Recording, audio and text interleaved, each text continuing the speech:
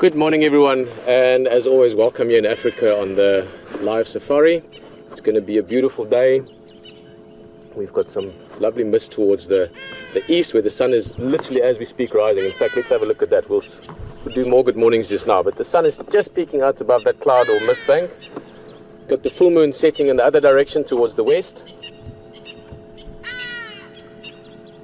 And it is a beautiful morning. We had lovely vocalization last night, lions roaring around camp late night. I think the guys have picked up those tracks already. I heard Stefan and Scott earlier.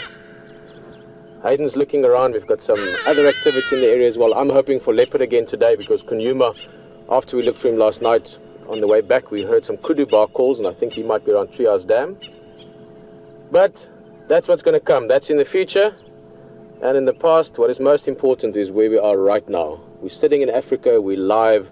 It's a beautiful, lovely morning. The sun is busy rising, and all the possibilities, all the potential surprises and things that we could enjoy and might surprise us and might scare us or might make us laugh, all those things are laying ahead of us. So looking forward to this morning. Looking forward to what we might find, looking forward to what we might talk about as well. It's always nice to have company on Game Drive. So thank you very much for joining us here at Nkuhuma Game Reserve. On camera is Andrew, Tara and Nikki in control room, and from my side, just a big good morning again. My name is Pieter and I look forward to spending the day or the morning with you. We've got 3 hours ahead of us. Guys, this is an interactive game drive as well, so if you want to ask something, if you want to say something, please do so. Hashtag Safari Live for a tweet.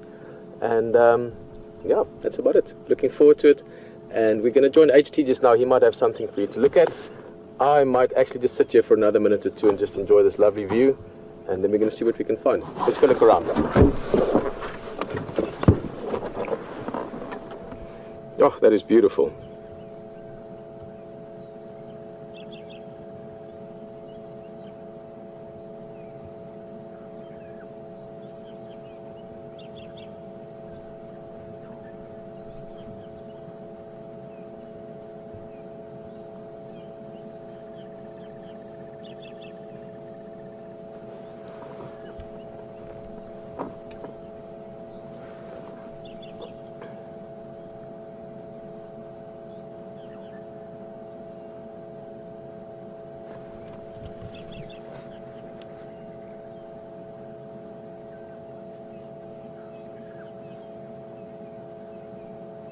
Great to think that there's a 24-hour sunrise around the world. Everywhere at any moment, any time of the day, there's a moment like this. And I think many of those moments are shared by people, maybe one or two or maybe millions of them, looking at it and thinking, wow, that's beautiful. What's today going to bring in our lives? Certainly one of my favorite places in the world to see a sunrise, or a sunset for that matter, is Africa. Get that lovely red sky this morning sort of enhanced by the mist, many afternoons enhanced by the dust, always enhanced by the great feeling that goes with it.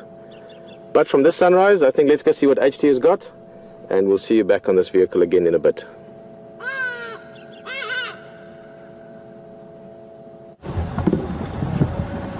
Okay, well, good morning everyone, and welcome to WildSafari Live. It's great to have you aboard. My name's Hayden and I'm with Wium this morning. Nikki and Tara in final control. Fantastic morning, beautiful again, really misty, 16 degrees Celsius, 61 Fahrenheit. And what have we got this morning? More ellies. There's a couple of beautiful ellies just over here. There's a young fella, and I think I can't quite see behind the bush, but it looks like another male that might be trailing the herd at the moment. They're a little bit in this thick vegetation, but we just came past here and saw them. There's another lot of mothers and babies behind us in the vegetation. We'll try and catch them as we go down through. But just a little bit of a recap this morning also about what happened yesterday. We had an incredible elephant experience yesterday with those babies. Pete had the same herd the day before, which was fantastic, just amazing. I went to bed thinking about it last night. Also last night, as we were sitting around the fire, we heard these elephant potentially vocalising a lot down here. And we also heard lions roaring, and there was lions roaring quite close to us and lions roaring far, far off. So we're going to try and find them this morning. Scott and Steph are out for us as well. But I just want to also thank, I'm just watching this young bull. Sorry to ask you to do that, Wium, but these are the two boys that were a little bit cheeky the other day to us. So I'm just going to, my boy. It's no problem. We're just here to have a little chat. Okay. It's okay, fella. It's alright. No problem. So he's just a young fella that's showing a little bit of, you know, what he's built for. He's just showing a little bit of his strength and so on. And he's going right behind us now. So they are two young bulls. I'll just swing around for you so you can see. Got to keep my eye on the other one. It's all right, buddy. Just try and give Wium a reasonable shot here. That's a beautiful display there, folks, that you can see though, just with that lovely head. Beautiful young male down trailing the herd at the moment, and there's another one about to cross, but I'll give you the cue when he's about to cross for him. The young males like that, they're not as confident. They're a little bit more sort of bolshy and throw their weight around a little bit, just to give you a little bit of display of their strength. And that was there was nothing in that display whatsoever. He was just telling us that he's a big boy and keep your distance. So they might be trailing the herd at the moment. One of the females might be in estrus, in season, but we'll follow them up and have a little bit of a look. But I just want to also thank you. There's been a couple of the zoomies that told us that there was ellies by Viatella Dam last night about 10 o'clock, and lions, and a fantastic Facebook group that just a great bunch of people, the Nkuhuma junkies they're called, and they were giving loads and loads of information to me last night about lions roaring and elephants found here and there. It's just great to have this social network and everyone interacting, which brings me to the point. That's what Safari Live is all about. It's about you talking to us through Twitter, through email, and you can tweet us at hashtag Safari Live, or you can send us questions at questions@wildearth.tv. Now all through the day you can do that. Excuse me, my voice is just starting to come back, so we're getting back there, but it's all about that interaction, folks, and we really want to make this morning another great drive. So I think we might just go down and see where these elephants go. They've gone into a what we call a drainage line, which is a little sort of dry riverbed. They may follow that across. Let's just go and find out.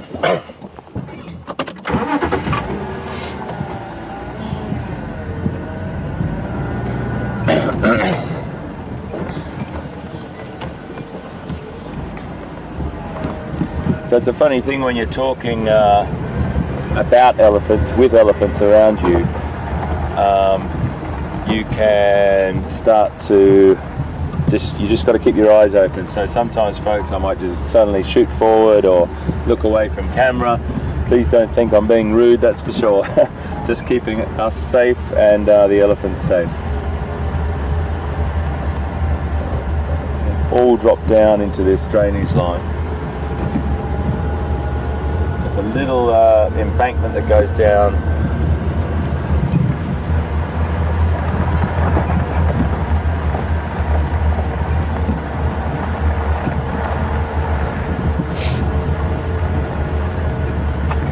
So thank you, John, one of our wonderful zoomies that works tirelessly to bring us information about what's seen around the waterholes.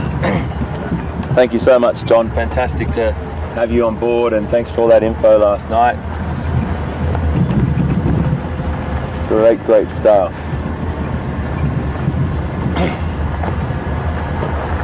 So the lines, it's quite fun, you know. I have to tell you, when I get a text or a tweet to say there's lions roaring at Viatella Dam, and I'm sitting there listening to the lions roaring at near Viatella Dam, it's just great stuff. It really is. It just shows you that we're all all working together. We're all one big family and all one big team on this, on Wild Safari Live, and it really does make you feel like you're sharing the information.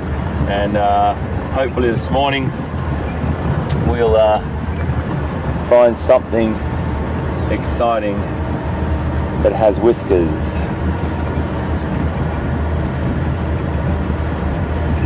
And what is that fascination?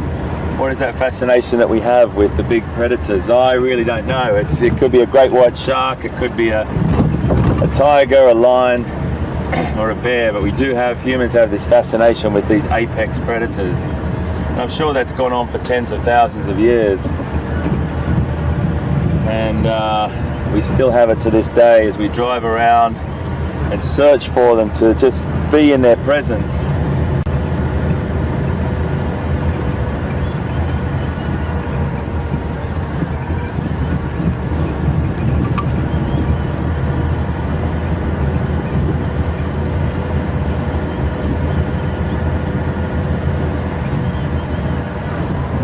So beautiful, beautiful misty morning. This mist is just starting to burn off, but you can see it through there a little bit, just on the tops of those jackalberries there. I want to take a left down here in a place called Central Road, and it's one of those roads that you never know what you can see. It's not. I bumped into leopard down there. I've also bumped into lion down there. It's not that frequent, but it is the direction that we heard those lion last night. So if we see any tracks going across the road, we'll definitely have a look. I just wanted to go a little bit further just to see. Thought I saw something run into this undergrowth here. Yeah, I think it was just a warthog. Well, not just a warthog, I think it was a warthog, but it just caught the corner of my eye. Whenever you see an animal like that running, you're not sure whether it's because of you or because it's being chased by a predator.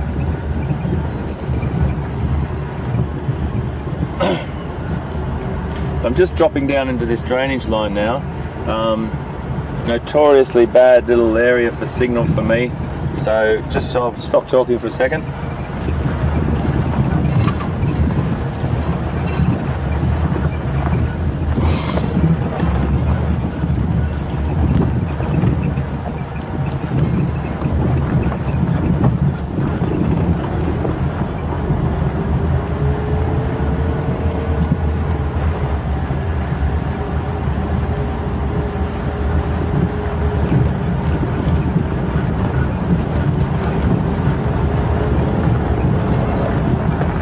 Okay, we should be okay here, I think.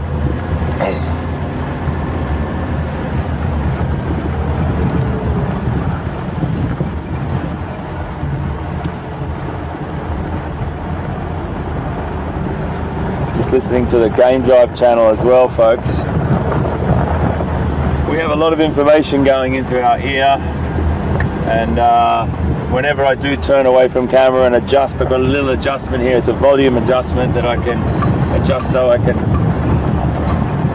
talk to you, listen to the Game Drive, listen to everything going on.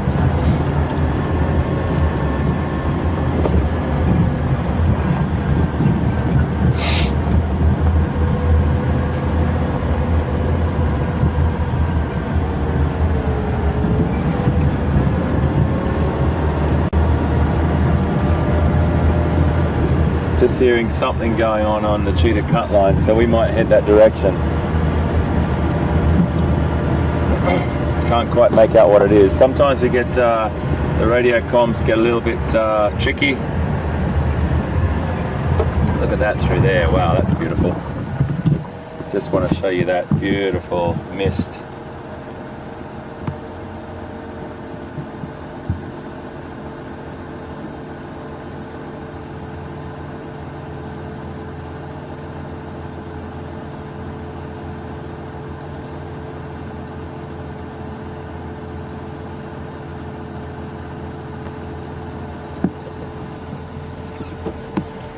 Stunning. Really beautiful.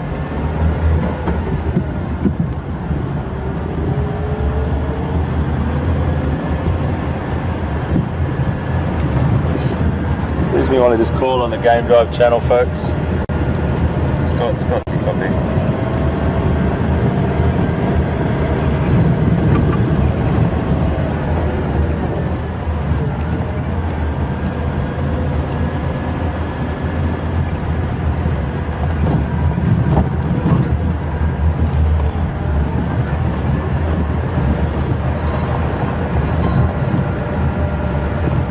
Okay, Scotty, thank you, copy that.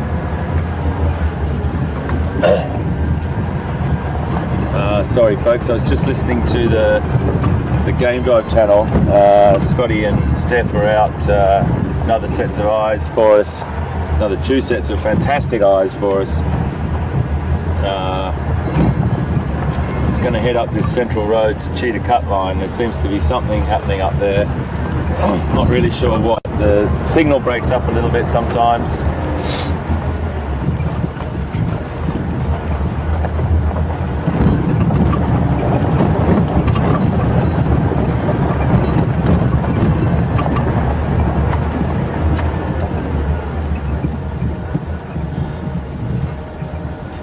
Whenever we look outside the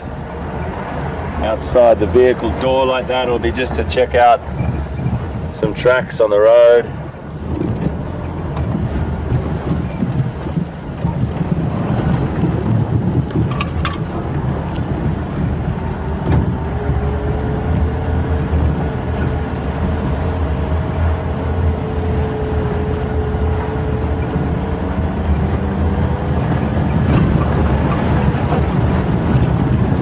Going to head up to see what Scott was talking about. Couldn't quite make out. Doing our best to get there.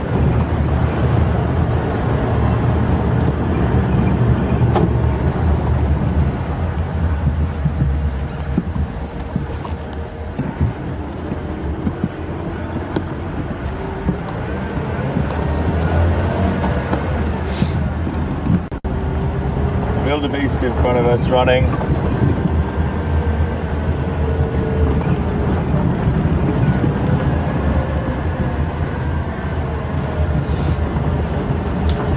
Copy that, Scotty, thank you.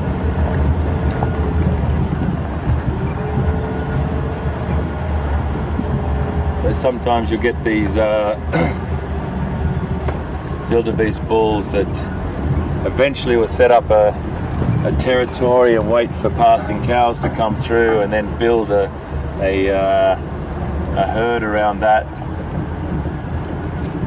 But at the moment, Mr. Wildebeest, I need to get past you and I want to be very respectful of you.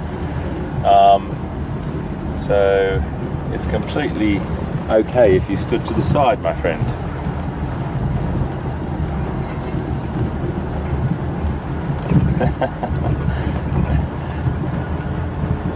It's like sometimes you drive along the road and you get a little pair of francolin and they'll just run all the way in front of you, or at night a rabbit. But you just respect them and wait for them to get off.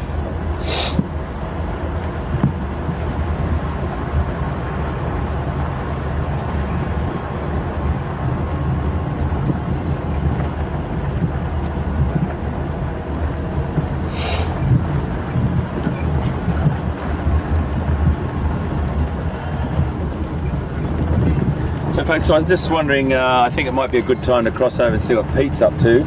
And we have got a little ways to go up to that Cheetah Cut Line, and we'll come back to you just now. But in the meantime, let's see what Pete's doing. See you now.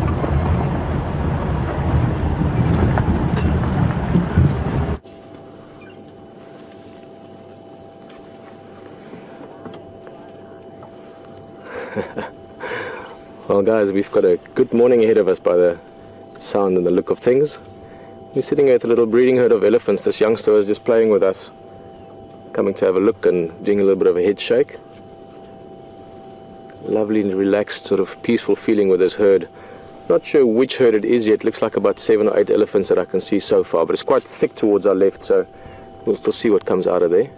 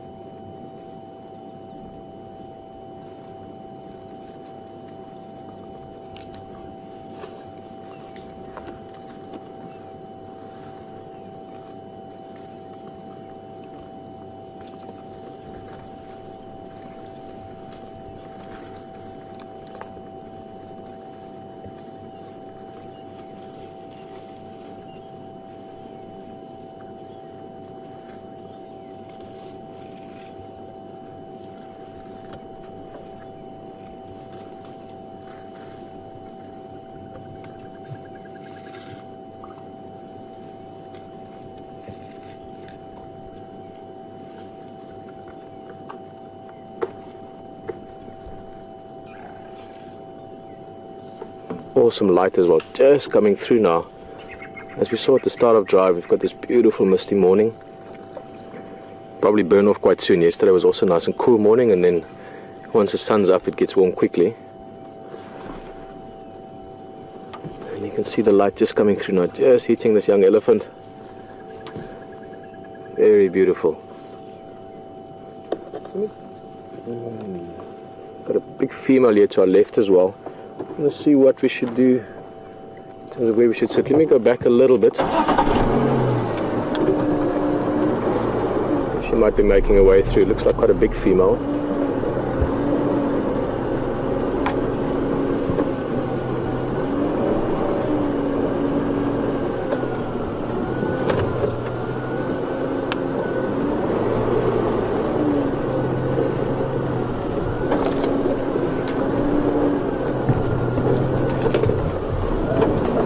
Make a bit of space for her. She is sure to be catching up to those guys, and good for us to get a good look at her as well. Just from her size, I would easily venture a guess that this could be the matriarch. And then I'd love to find that herd again that we've seen a couple of times the last few days, with that young, what shall we call him? Very curious elephant. Young Newton, or young Da Vinci, that elephant that came and had a look at Hayden's vehicle yesterday and played so nicely with us the day before.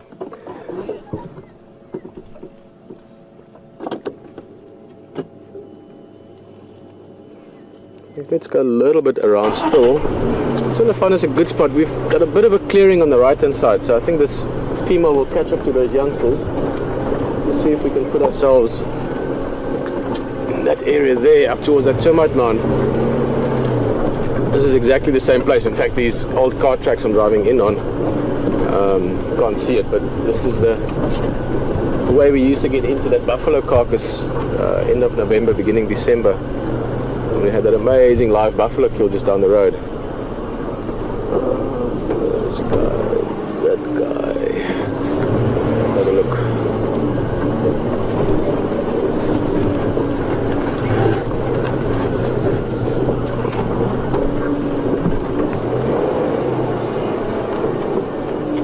Move around a little bit just to get an idea of who's here and what's here in terms of the ellies. There's a couple of elephant up ahead as well. There we go, there's another two. Let's go sit with these two, mother and youngster together.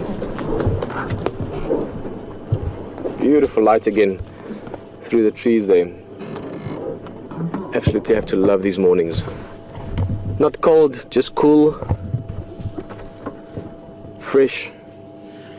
You do get that sort of sense that you get with a morning like this. You tend to feel it in some of the animals as well. If you find a leopard now walking along the road, there's a certain sense of peace to it.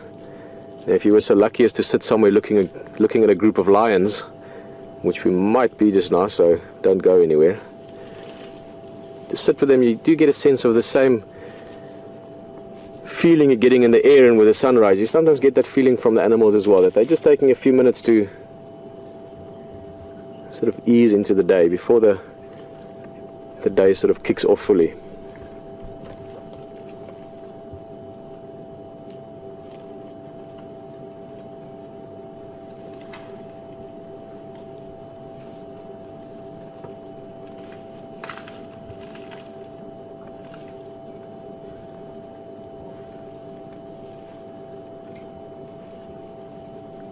Another thing that I love, I mean, there's about 1 million things that I could list. Maybe not 1 million, we don't really have enough time for that, but many hundreds of things I love about sitting with elephant. And one of the things is just sitting here now, even though we can only see these two,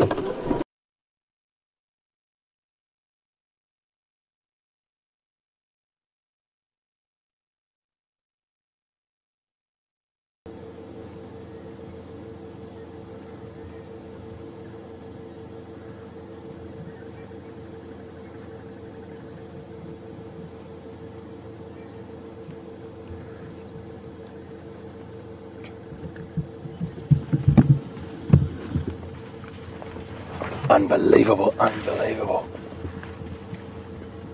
Right in front of our very eyes, folks. They had a try. Oh, they're actually after hyena. They're going to come across this road possibly. Look at this, look at this. Cheeky hyena sticking around there. They went for the wildebeest and the hyena was still sitting there, and they missed the wildebeest and just decided we're going to give the hyena a run for their money. Well, I'm glad you arrived when you did. Incredible, guys. Well, HT, we'll leave you to it. We've got to head back and... Okay, well, I am indebted to you gentlemen, and I'll repay you handsomely. Enjoy, enjoy. Cheers everyone. Have fun. Thanks mate, thanks guys. We're going to just sit up with these guys. HT. Cheers big Cheers, mate. man. Have a good one. Thanks mate, cheers Steph. I love working with those guys. Absolutely superb. Lioness just going down through here in front of them. Sorry to look right in front of their vehicle now. You just see a lioness crossing the road in front of them. So she had a little, she's going to come back up to the Pride here on the road, which we're going to go and sit with now. But they do have a lioness just there, see? So she's the lioness that just took after those wildebeest. Incredible stuff. Wow. That's not bad. Not a bad way to start the morning. And up in front of us here we have the Nkuhuma Pride.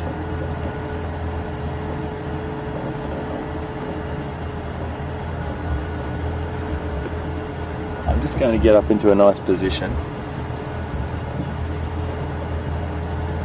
and just let them settle and know that we're no threat.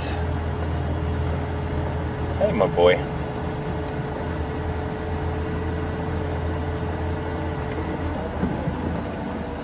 Just sit here for a second and let him get used to us. There's another couple of females coming through here and get in position. Folks, so just excuse me while I let Scotty know if he can just let the other radios know so I can concentrate on this. It does take a little bit of pressure off. Scott, do you copy?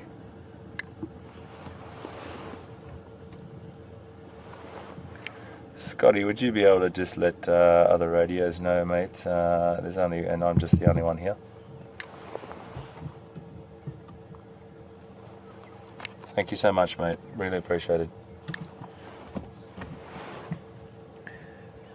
So what I was doing then, folks, was just letting other radios know, because people will be on game drive, and it's nice to share this beautiful sighting. So we've got a young male in front of us right now, and there's a youngster up ahead, and there's a few coming through. There's a beautiful light on this animal right here. Absolutely magnificent coming through. Check her out. Oh. So if you've just joined us, what happened was we came round the corner, we met Scott and Steph. These are the line that we heard last night, we're pretty sure.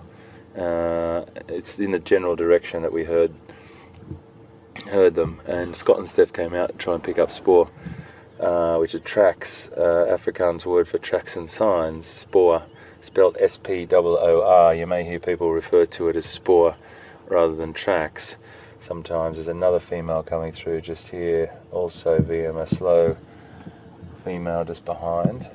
She's just behind that vegetation at the moment. She's walking through here, and when Scotty and Steph got here, they said there was a big sort of skirmish. There was all this sort of markings on the road and the sand, and they didn't really know what had happened. But there was leopard tracks, there was hyena tracks, and there was lion tracks. So there could have been a bit of a confrontation at some point last night. Excuse me. Beautiful up on the road there, Scott, Wium as well. Just the cats walking along. You often find cats use roads, particularly the lion and leopard. They like to walk along the road. It's nice soft sand on their underfoot, and they'll use those roads to get from A to B. Just moving off now. Temperature this morning is definitely rising quite fast, so we're going to stick with these guys. I'm just going to see what's happening with this male. He is quite close to the road, so I don't want to frighten him and I don't want to give him a scare. Let's just, so the girls are going off to the bush and I really do want to follow them. What are you doing, my boy? It's okay, buddy. It's okay, my boy.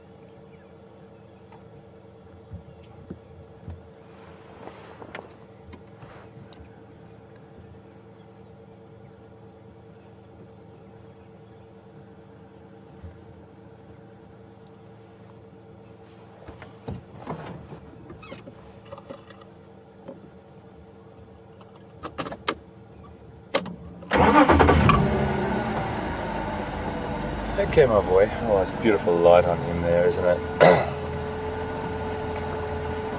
Absolutely beautiful. We might just sit with him for a second. I think he's going to follow the girls up there. They wouldn't be far off the road, I don't think. Just beautiful to sit with him rather than being on the roll through the bush there. We'll just sit with this male. And he is, as I said, quite close to the road. I can him, but there's a real nice respect that we need to have, particularly with lion. Just a good distance, a really safe distance, but also a really respectful distance. We have had them walk right past the vehicle in touching distance. A few times in November I had a couple from the Birmingham boys walk quite past me, quite close. But there was a trust thing there, or there was a respect thing there from both of us. He just didn't get too close, but we both allowed each other to pass. Just cleaning himself or licking his paw there a little bit, so who knows what, if he's got a little thorn in there or he might have injured it in a confrontation that he may have had this morning. I'm just taking my jacket off, folks, because it is warming up, and absolutely magic. I think we just stick with him because it does look so beautiful, and he's static, which is always a bonus. Now, folks, I'm just going to take a few photos if that's okay.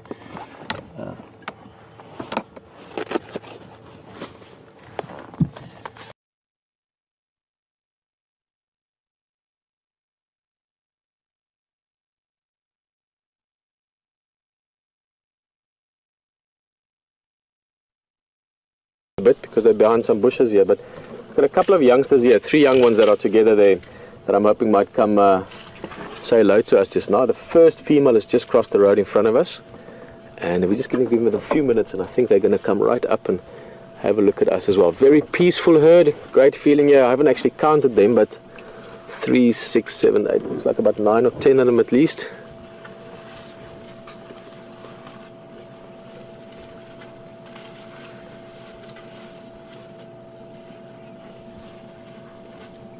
And with ellies especially, different than you would do with the predators like with lions or with leopard, where you're more just following them and they're doing their thing. With elephants, how you move around them and what you do can play a big role in how they're going to come have a look at you. And let's see what happens next.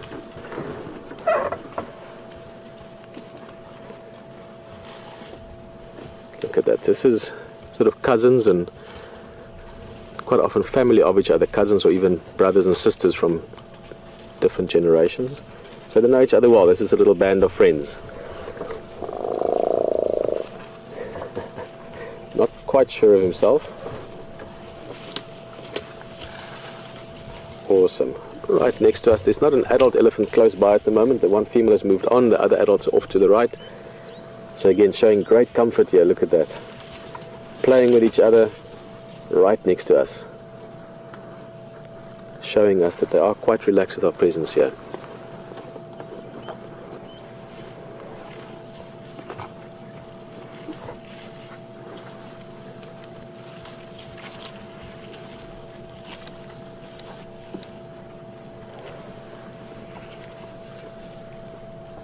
About a 6-7 month old, the youngster. A little bit older, the bigger one. Bigger one I would say is probably in the region of about 18 months. 18 months, 20 months maybe. This is sort of the next size up again. Both of these would be, I'd venture to say about maybe 3.5, something like that. Maybe about 2.5 or something like that for the left hand. The one on the left hand side looks like a female on the right, young female, and young male on the left. Oh, here's this girl, beautiful female this. And Andrew actually noticed earlier that she is looking very heavy. You can still see early morning, the sun is still nice and low, we're looking almost due east. But very heavy female, this beautiful female, I mean great condition. Now, she's in her prime, she would probably be in the sort of early 40s now. But also very possibly pregnant. You don't necessarily see it that easily with elephants. Oh guys, look at this right on our side as well. It's difficult. We've got elephants all the way around us now. Another big female there. Got that sort of downward pointing left hand tusk, and recognize her from that.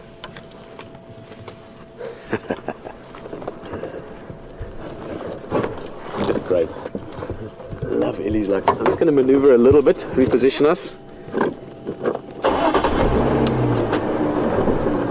They're just busy feeding. I mean, quite often when you get to a road like this, put it this way, earlier when you were with the lions, we were sitting with them right in the bush and they sort of just feed around you. But when they cross the road, ellies tend to sort of cross it. I know it sounds a bit silly explaining it like that, but you get the sense that they know there's a road coming up and they cross it and then they go on feeding again once they've done so. I guess because sometimes there could be 1 or 2 vehicles with them, and they've got babies, they know that it's a bit of a exposed is maybe not the right word, but something like that. And they sort of get the whole herd across and then they fan out again as they start feeding. So we're going to join them again on that feeding activity, see what they get up to, hopefully get a couple of those young ones playing again. At the same time, if you've maybe just joined us, welcome to a beautiful morning here in South Africa. Welcome to the Safari Live experience. And we've had a great morning. Started with beautiful misty sunrise, some cats, lions. As I said, if you've just joined us, stick around. We're going to go back to them as soon as there's something happening that side again. HT is sitting with them as we speak. Lovely elephant herd. And as always, a lovely guest in the vehicle. Nice to have you here. If you want to say good morning, ask a few things, just make a comment. Welcome to do so by either tweeting #SafariLive or email questions@wildearth.tv.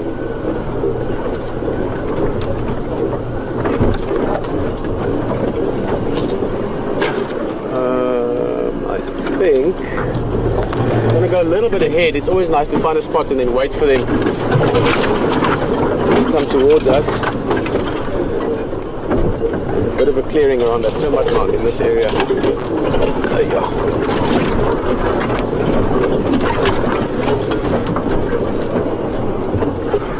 Let's see if we can find ourselves a good spot to wait and spend a little bit of early morning feeding time with this elephant herd.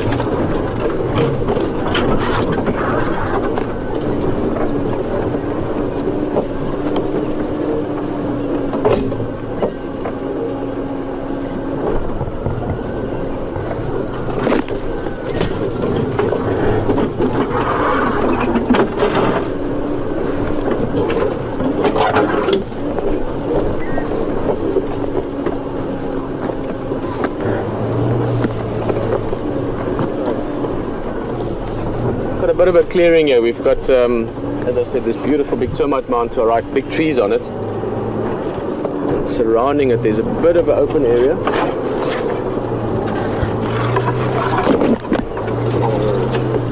spot.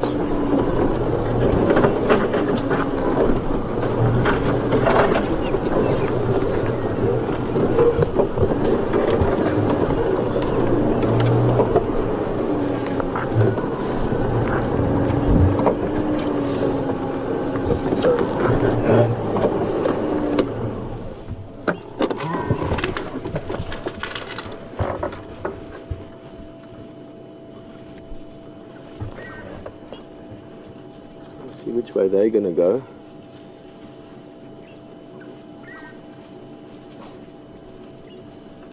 Such stately animals as well, just the way they move. There is this regalness about them as well. Tend to associate that so often with lions, but elephants also just have a certain way of carrying themselves that's awesome to behold.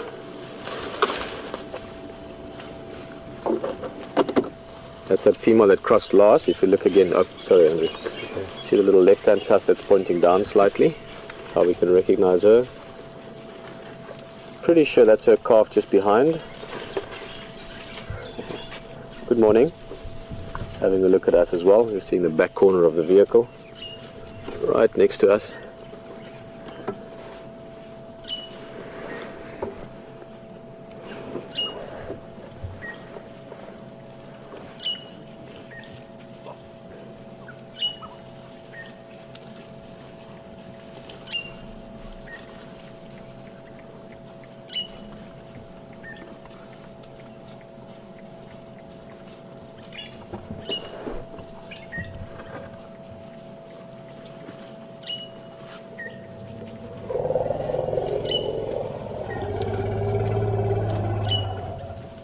Oh, love that sound. That sound is up there for me with lions roaring, hippos calling around sunset, hyenas calling in the night, a deep rumble of the elephant sound. One of the sounds we can hear. They make a lot of different sounds of which we can only hear about a third, but that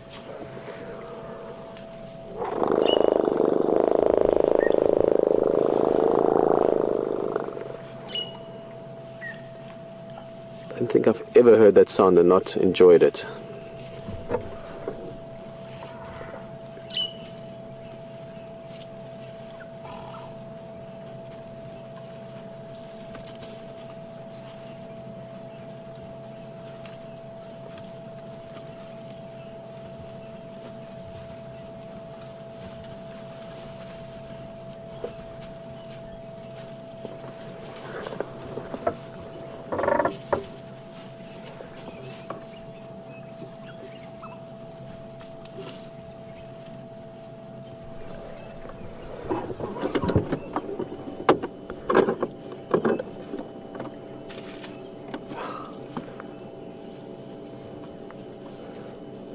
Guys, good morning. Look at this beautiful elephant. Daniel, Amy and Jason, great questions asking how long is an elephant's nose, what do they use it for, and how long do they live for. We're going to talk about that just now. Also want to say a good morning to Herman. Good morning to your class of students. Herman, hoop het gaan goed. Lekker om op die kar te hê, pal. Now, most of you probably didn't have a clue what I just said. That's in Afrikaans, which is my first language. Herman is also a very good friend of mine that can work with us for a long time. We've shared some special moments with elephants, so just thought I'll say good morning to him in my home language. Guys, awesome questions. Daniel, how long is an elephant's nose? Depends on the size of the elephant, I guess. I've never actually thought of it exactly in measurements, but a big bull elephant can be about 3.5 meters tall at the shoulder. Guys, we're just going to get to a better viewpoint and I'm going to actually show you what I'm talking about. So, Daniel, I'm going to get into that just now. And let's get to the other questions. Jason, you were asking how old the elephants live to. In the wild, it depends a little bit on the conditions or the habitat. In other words, the food they have, the water they have. They could live to about 55 would be a good age, 60 maybe. There's a few factors that play a role, mainly, or the big part of it is their teeth and their ability to eat food later on. Oh, look at that guy stretching his trunk up. Let me just get a good spot here. I know an elephant in captivity, the oldest one I'm aware of. Maybe if one or two of you want to give me some feedback, see if you can find out sort of a fact about this. But the oldest elephant I read about was 89 years old. Good morning. That's in captivity, when you can help them with softer foods when their teeth get old. The trunk is an extremely versatile tool. It's obviously a nose that they can smell with, and they can smell better than we can even imagine. But it's also the equivalent of a hand and an arm, and they're incredibly dexterous with it. African elephant have got two little fingertips at the front of it, that prehensile nose, if you want, right at the end, whereas the Indian elephant or the Asian elephant has got sort of a one-fingered lip. It's not a lip, but you know what I mean, at the tip of the trunk. In terms of the length of it, Daniel, if I get a good view where I can actually sort of illustrate it, I'll try and point it out. I mean, this is quite a small elephant. This guy is guessing about 18 months old or so. So, not sure how old you guys are, but if you were to stand next to that elephant, I would say at the shoulder, I'm estimating that elephant to be about 5'6", 5'8". Now the trunk is also, as I said, it's not only very dexterous in the sense of being able to take things. In other words, the trunk can move, they can turn it in all kinds of directions, and then they've got these fingers at the tip, so they can really go and just take a little edge or pick up a small thing. I've seen them pick up tiny little berries, fruits that they're picking up, but the trunk can also expand and contract, so they can make it long if they want to reach something, if they want to get your water deep down into a hole. So at full extension, I would say a 3.5 meter elephant, if I had to guess it, can probably have about a 2.2 meter trunk. They're sort of spread out around us at the moment, and I just want to try and find a good spot that we can sit in the open again, get a nice view of them.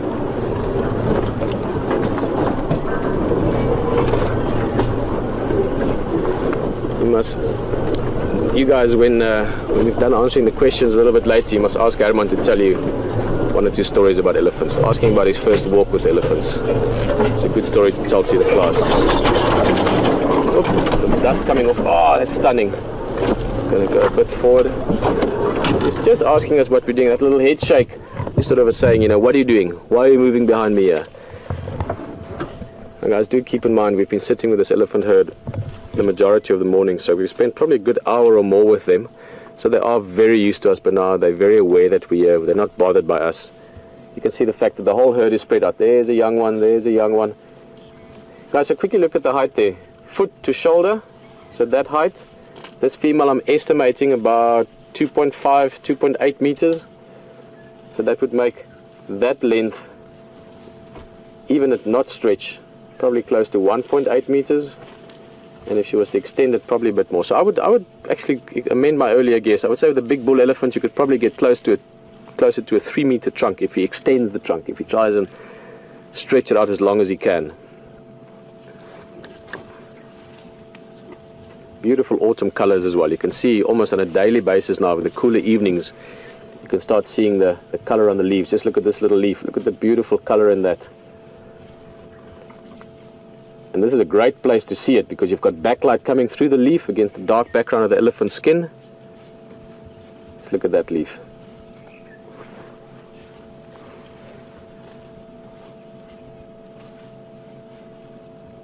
This is autumn. We're going into our winter now. More and more we're going to start seeing the colors around us change, the bush change from green to brown. Animals' behavior will change a little bit. Predators will be a little bit more in competition with each other just because they're going to be hunting more around the waterholes. Elephants and buffalo, we saw yesterday a little bit of interaction there as well. So the changing of the seasons brings its own set of information for us, the same as the daily activity of wildlife and tracks and sounds, all these things that you use to build sort of the puzzle of what you can find and what you can experience in the bush. And the seasons, like anywhere in the world, plays a big role. Many of you on Drive with us this morning are in the northern hemisphere, so you're busy coming out of your winter, going into summer, spring essentially. We're in the southern hemisphere on our way into winter, in autumn at the moment.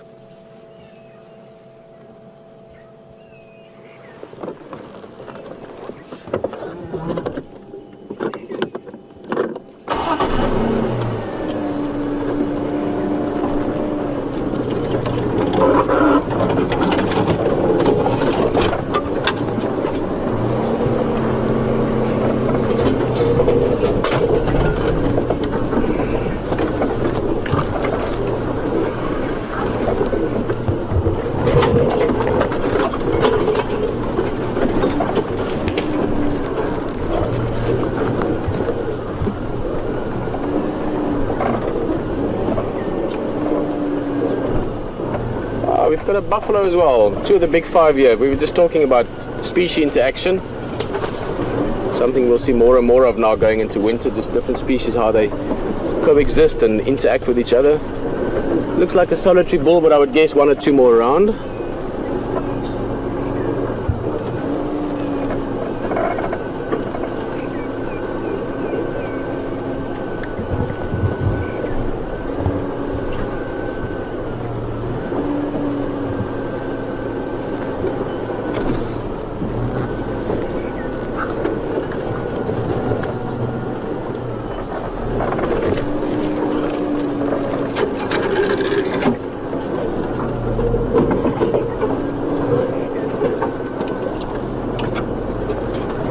Okay, have a little seat here.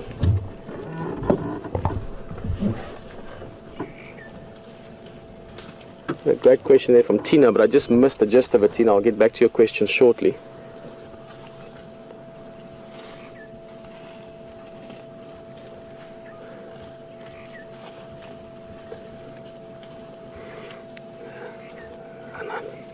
Sound is such an amazing thing, you know, the things we can learn from it or hear from it. Obviously within our own species we've got this incredibly evolved language, so many different languages around the world that we speak. You would have to wonder with elephants, do you maybe get different dialects as well? I know you get with lions. But Tina, that's exactly what you were just asking. You were talking about this rumbling that we just heard. That was almost like they planned it for us. Thanks, guys. That sound. But Tina was just wondering if you can compare it to like the purring of a cat, which shows that cats are normally quite happy. This is more specifically communication, so they're not doing this just to show what's going on, sort of I'm happy, I'm not happy. They're actually talking to each other, and quite often when you hear that rumbling, you will hear 2 or 3 individuals answering each other as well. So it's definitely a communication. They're talking to each other. There's also sounds that could accompany that soon after or before that we won't necessarily hear, Tina. That the frequency of that sound is too low. We only hear about 1/3 of what elephants are saying. What's this guy digging out? Maybe looking for a root or something that he smelt there. You can see how he's using the trunk.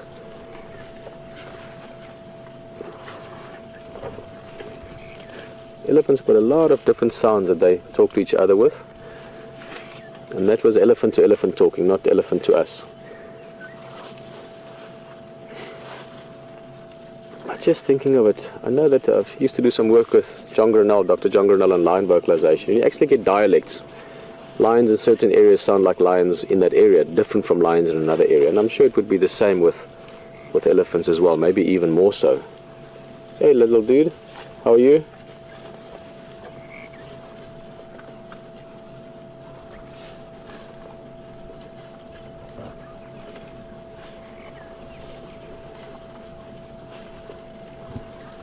Now that's great.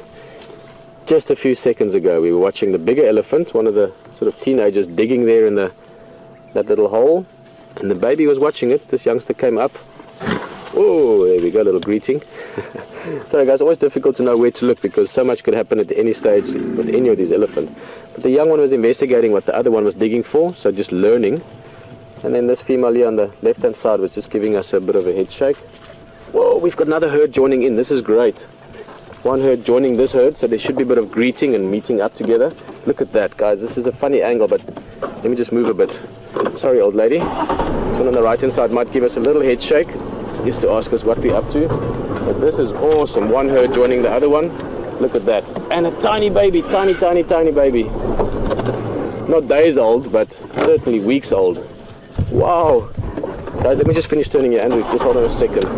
Let's just get us into proper position because this is fantastic. You can see those guys meeting up, the young ones especially. Now you all know what it's like. Christmas time, family get together and you're seeing your cousins for the first time in a year and like, hey, how's it going? What have you been doing? What are you learning? You know, what are we going to play the next week? And this is exactly what's going on here. 2 herds have met up. Now they know each other well. It's not that they haven't seen each other in years, but you just get that greeting again. And obviously that young one, he's still a bit of a curiosity to the rest of them. So 2 herds that have just joined together here. Fantastic.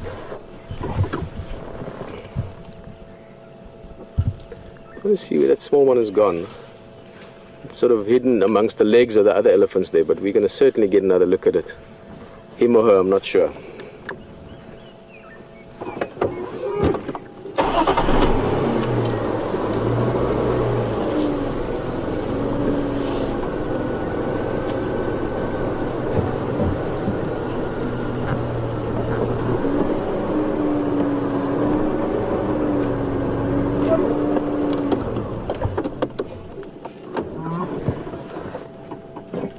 Stunning.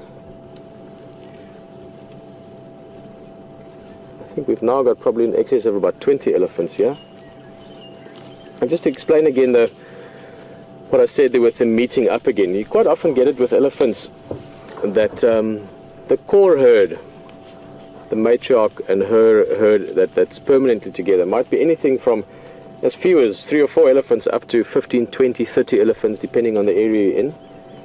So when you see these big herds, like mega herds, 50 or 100 or 200 or 300 elephants together, that would still be different groups with their own matriarch that are just meeting up together. And you would even find that a lot of those matriarchs will often know each other, well, not often, almost always know each other from before, but they could even know each other well, meaning they might have been in the same herd at one stage, the herd grew, one of the senior females left and sort of started a splinter herd, but together they would still, they would still spend a lot of time together. I'm not sure if you could follow how I was trying to explain that. What I mean is you could have a big herd consisting out of different herds, but they still know each other. Could even be related to each other. This is a beautiful female, huh? She's considering giving us a little head shake just to see what we're about. Is that one of the left tusk? Lovely view of her eye as well. Elephants have got such beautiful eyes. Great depth in them, of understanding perhaps.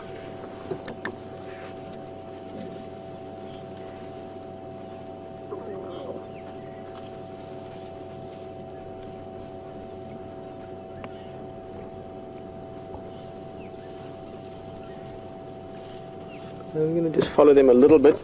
Great question, Claire.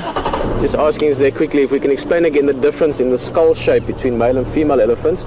It's not that easy to sex elephants. In other words, you look at them, a male and a female, especially when they're sort of in their, small, from baby to about 25 years. After 25 or after 20, it becomes much easier to see the males because they've got bigger skulls as well. So, Claire, firstly, with a mature elephant, a male would have a much bigger skull than a female. But I know what you're referring to in terms of the shape. If we look at the one on the left here, this female, not the youngster there we go. I'm putting her probably in the mid-20s. If you look at her forehead, if she gives us a chance, you see it's got quite a square sort of angle to it. If she turns a little bit, you'll see it nicely. At this age, mid-20s, if this was a bull, and there's not a lot of bulls of this group that I've seen, but if I see one, I'll point it out. The bull doesn't have that sort of square or square top of the head and flat forehead. The bulls have got a more sort of bulgy, rounded forehead. And then, as I said, once they get older, there's a bit of playing going on there. Let's get a bit closer to them. Once they get older, into their 20s and certainly in their 30s and 40s, not only are the males much larger than the females, but the head and the skull is much more sort of bulky and heavier with the males than with the females. All right, let's get closer to that little guy again.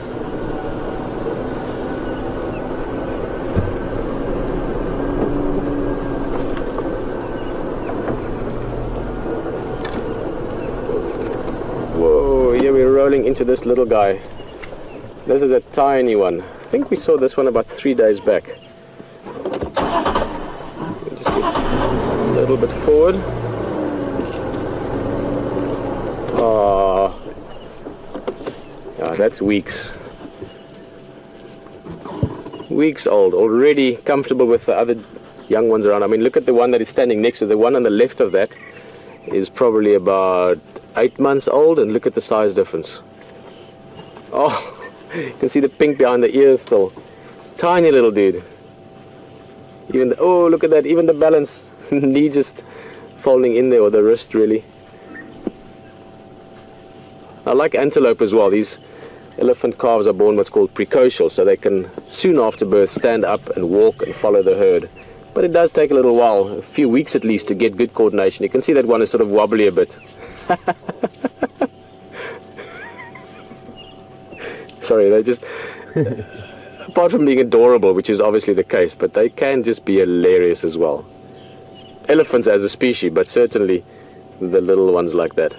They're moving away a little bit just around the road. We're going to stick with them. This is beautiful. We're going to spend some time. I want to show you that little one at least a few more times, see if we can get a bit of play as well. Quite often, small elephant like that, obviously, within the herd of the teenagers and the cousins and the brothers and the sisters, a new arrival like that is always very exciting. So there's bound to be some young elephant interaction. We're going to try and get some more of that. But in the meantime, we're going to pop over to Hayden to see what's going on in those lions, and give me a second, just wait a few seconds before we go.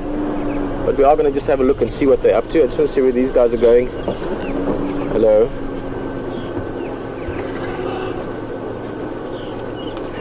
Not quite sure whether she wants to play with us or not. And have a last look here before we go to H.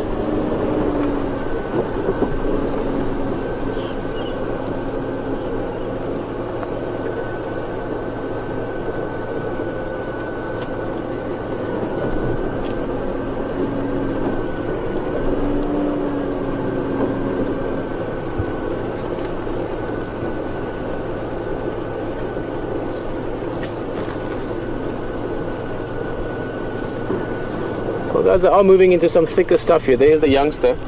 But I'm going to get a good position for us.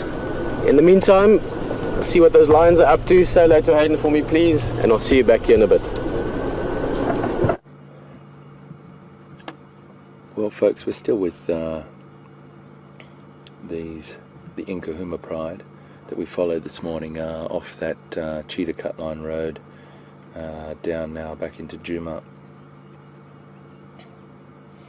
They've just settled down underneath a bit of vegetation here.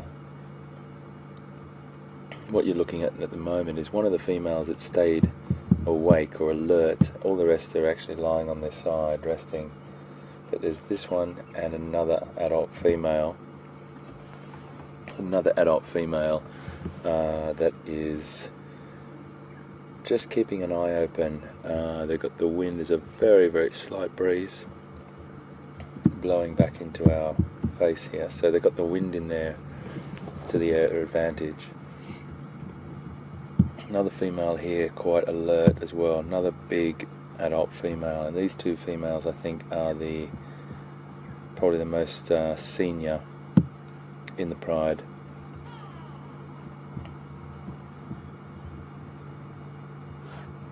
And there's the rest of the pride. There's about 7 individuals here.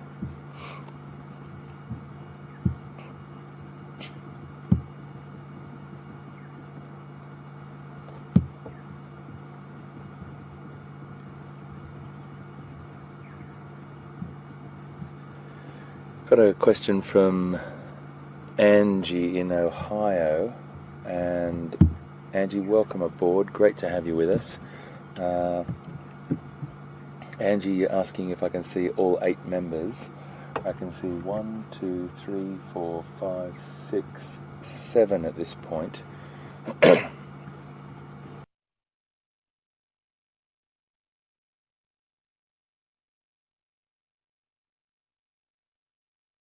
It's interesting to sit here with this pride. I don't think I've spent a lot of time with this pride in the past.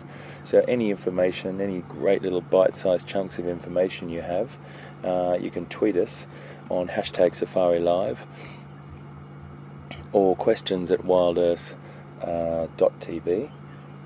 And just little bite-sized chunks would be really great for me to share with everyone from you. And great stuff to be able to do this and share this information through social media. So thank you if you can, and I look forward to hearing a bit of your knowledge, because I know that many of you have followed the Nkuhuma Pride for some time.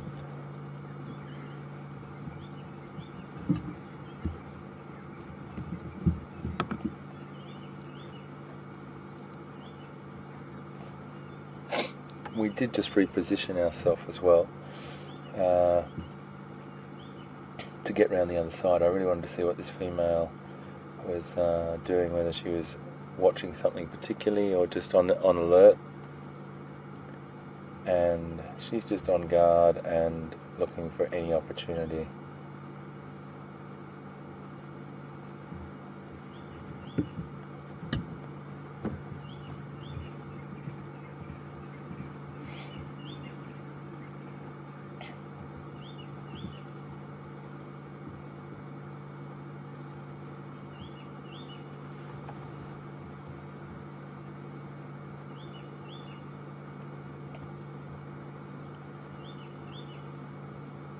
The Nkuhuma Pride is a pride that we picked up this morning, but if you've just joined us, we're sitting with them in a location now, probably about a kilometre, maybe just under a kilometre, about 750 metres. So it's, for me, a place that if I was a lion, I'd like to lie. It's very cool where we are. It's they have picked a fantastic spot. We've got a bit of shade as well, and you can feel the temperature rising as we speak. We did follow them. We watched them on a small attempt at a hunt. There was a wildebeest, actually the wildebeest that was walking in front of us and peeled off the road just before we got to Scotty and Stefan. And a big thanks to Scotty and Stefan as well. They're just fantastic, these two guys. We heard those lions. They weren't here this morning, and all we had to say to Scotty and Steph was, we heard lion in that direction this morning, and Scotty and Steph just drove off and said, we'll find out soon enough. And we knew that if there was anyone that was going to find them, it was those two. So big thanks to them. And they witnessed the attempted little hunt as well, which was great to sit with them and watch them have a try at that wildebeest, but unsuccessful. They look, the male, which VM is actually on right now, if you just pan across to his belly, VM, just gently, he doesn't look underfed, does he? So I'm not sure when they hunted last, but they always will see an opportunity. If an opportunity arises, they will take it. So it just depends on what comes through. So this pride is 7 strong that I can see at the moment.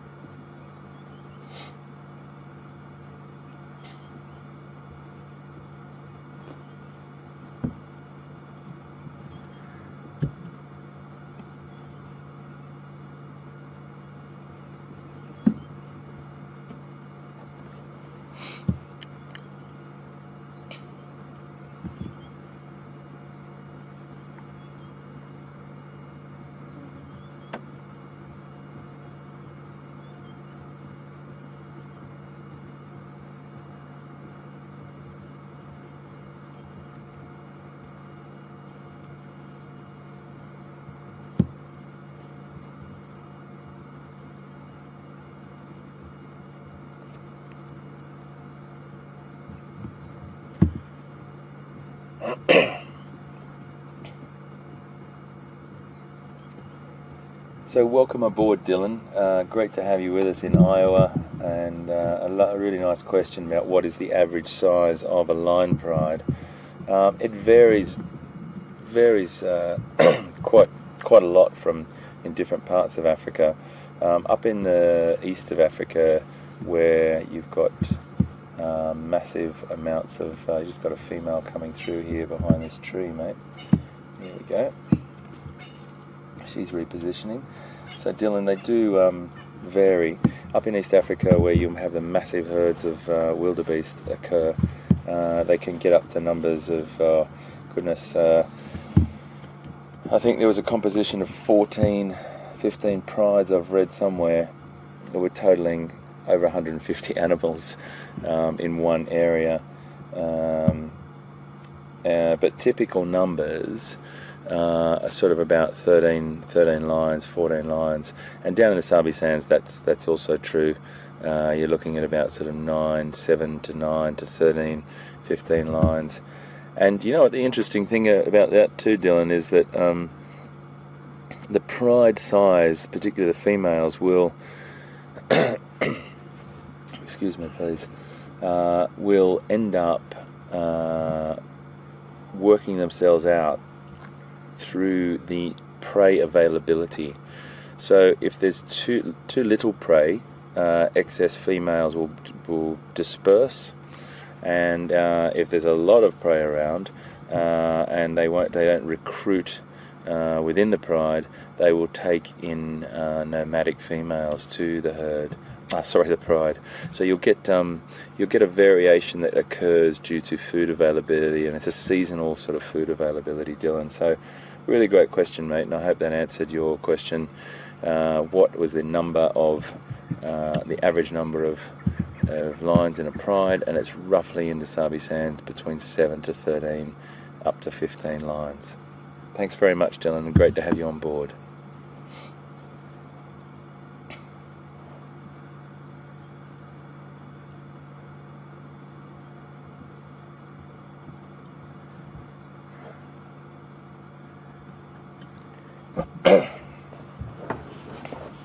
Just going to reposition here, folks, to give my co-pilot a little bit of some more shots to look at. The lines are completely relaxed, as you saw then. They didn't even lift their heads. They may just lift their heads when I reverse a little bit. So we just got a lovely question from Suzanne in the Netherlands. Welcome aboard, Suzanne. And let me just get a little bit better shots for my friend here. And Suzanne, your question is about lion's fur and what it feels like or what it looks like. I hope that's a good spot for you, Liam. You might get through there. I'll roll forward a bit for you. Suzanne, this fur on the lion is quite coarse, but still obviously soft, as in fur in most predators. But no, it's not like a domestic cat, as you're asking. It's much coarser.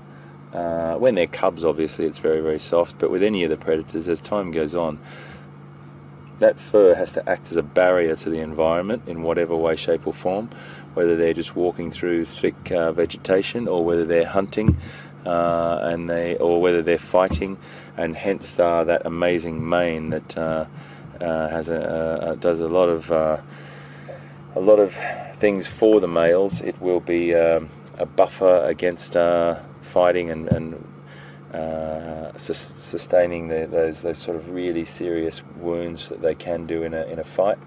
Also makes the male look incredibly impressive. So those manes actually vary in shape, size and colour all over Africa, from very, very dark black to very, very pale blonde and short. They really do vary considerably throughout the geographical locations that lions occur in Africa. Great question. Thank you very much, Suzanne.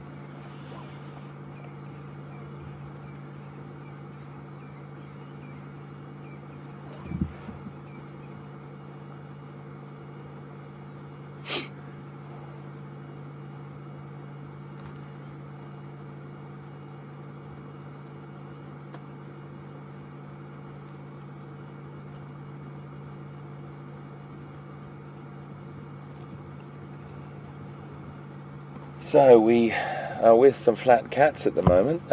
We've got 7 lions here with us, and they are all out for the count at the moment. So I think this is a really good opportunity now to cross over to Pieter and see what he's up to.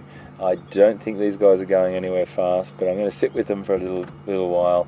They were being a little bit more alert, but now even the ones that were keeping watch are now gone down for a sleep. So let's cross to Pete and see what he's up to. Well guys, welcome back this side. Great to have those lions. Look forward to seeing what they get up to today, later on as well in this afternoon. We're back with this elephant herd. As always, lots going on. Difficult to decide what to look at. We've got 2 young ones playing with each other in the front there. We've got these 2 big females to our right hand side.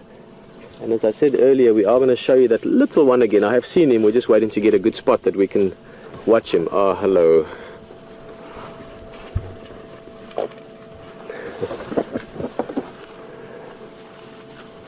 Look at what she's doing. She's feeding close to us. She's a bit curious, so she's just feeding around the base, closer to the vehicle. Partly because she is feeding, but partly also because she wants to see us, get a better look at us. There's that little one going past. We are going to look at it again just now, but for now this female is just beautiful. Mature female, she's in her prime, just looking at the tusks, the ears, the size of her. And then when you get this close to them, when you sit at this distance and you can hear them chewing and hear them breathing and almost feel them, you do get a sense of the intelligence, the curiosity that's there. You do get a definite sense of presence and interaction. She's looking at us as much as we're looking at her.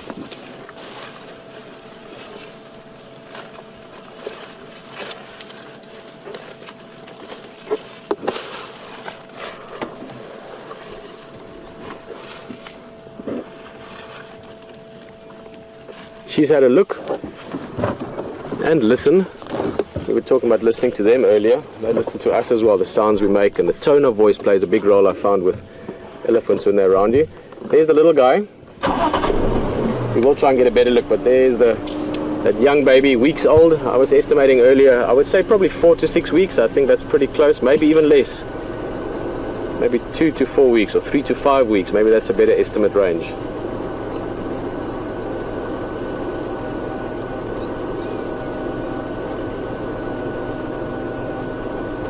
That was a very lucky view for us as well, because they were coming through a little bit of a, not a clear, more open area. There they're going into thicker stuff again. Just going to move around slightly, get a better space. It seems I'd heard that we had meeting up earlier. It seems they've just not split, but they're moving slightly separate from each other again. I can see the other herd more over towards the west or our right hand side. But we're going to stick with this little guy, just because he's so little. It's not every day you get to see a baby that is that small, and within a herd that is this relaxed. You know, that's also a big part of the experience here. At all. Allowing us to have a look at them and having a look at us in turn.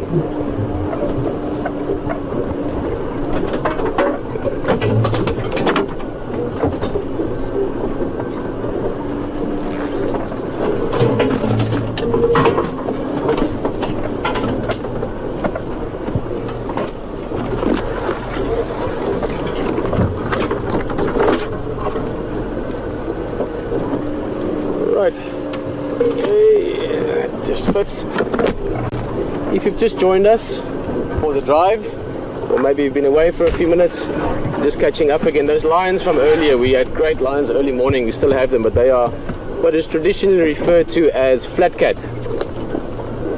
That's when they just lying down, not doing much. They might still be active, it's not that hot yet, but probably they'll stick around there for the day.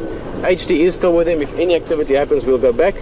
But we're just following along this beautiful breeding herd. We just had a great moment when they all came past us. So not all of them, but about 7 or 8 of them. And we could see that young baby, that little calf that we saw earlier. I'm just moving around the side at the moment. Try and get another place where we can sit and get a good view of them. But now they're grouping together a bit as well. It's almost as if they're picking up a bit of pace. Perhaps they want to head towards a waterhole. The matriarch would decide that. She's maybe decided it's time to get to where we can get a drink. Just hold on a second, let me just find our spot here. But I think just up ahead, it's going to wait for somewhere where there's a little bit of an opening, like a bit of a clearing, and then we'll sit there and wait for them. Lovely herd, this.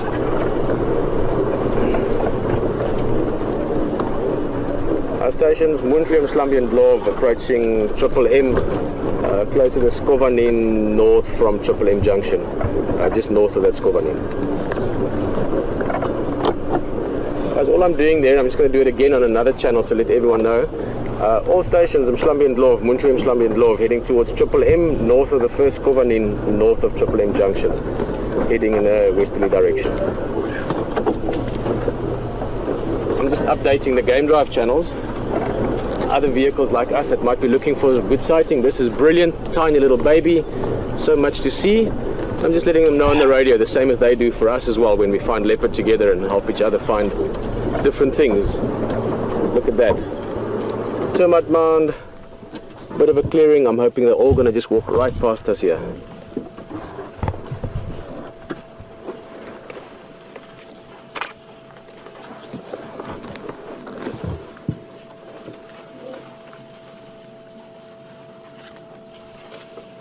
Oh. I'm hoping, with a little bit of luck, that we'll get that small one also coming past us. And of course, these ones, these youngsters, they might do exactly what this one is doing. Yes, good morning. We see you. Now, let me just get my bearings. Yes, I think if I have it correct, the little guy is in that group. Basically, in that group, there's a couple of small ones. Just keep an eye on them when they come through. That little one should be there.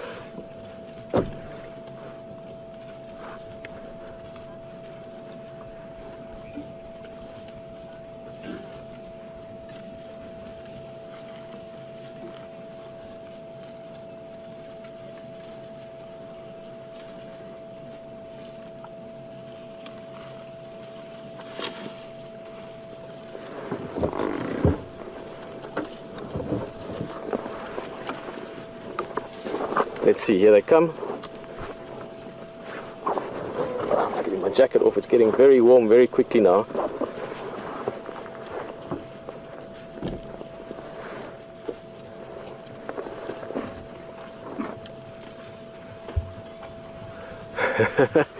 Look at the three musketeers.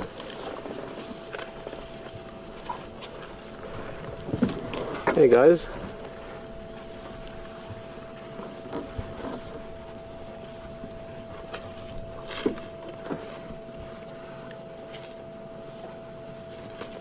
Okay, I thought that tiny one was in this group, but it seems not. Maybe it's still coming. I've lost visual of it for the moment. Oh, there in the back. We are going to get the treat, I think. Although everyone that comes past like this is a treat. Here's that big female again. Oh, sorry, I'm on the wrong side. Here we go. The little one. Look at that trunk. Daniel, you were asking earlier the length of an elephant's trunk. That one is about not much more than 1.5 feet, 2 foot long. Look how it's staying on the other side of the adult.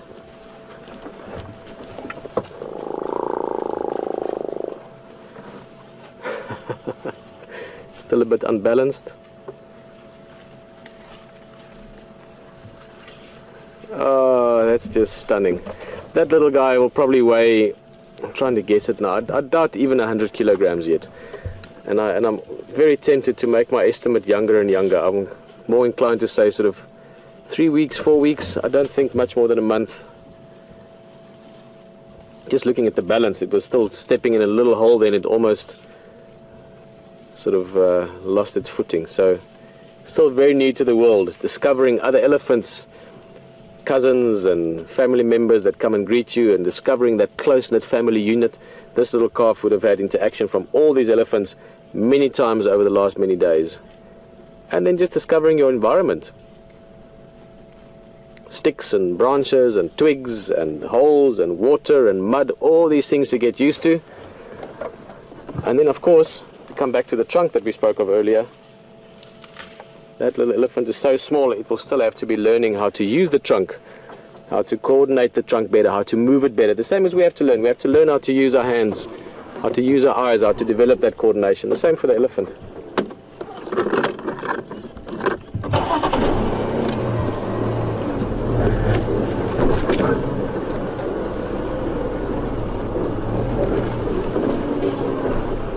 Right, well, these guys are coming up to one of the main roads, what we heard me on the radio just now, called Triple M. So I'm going to get onto the road and just wait for our last view as they're crossing there. It should be lovely.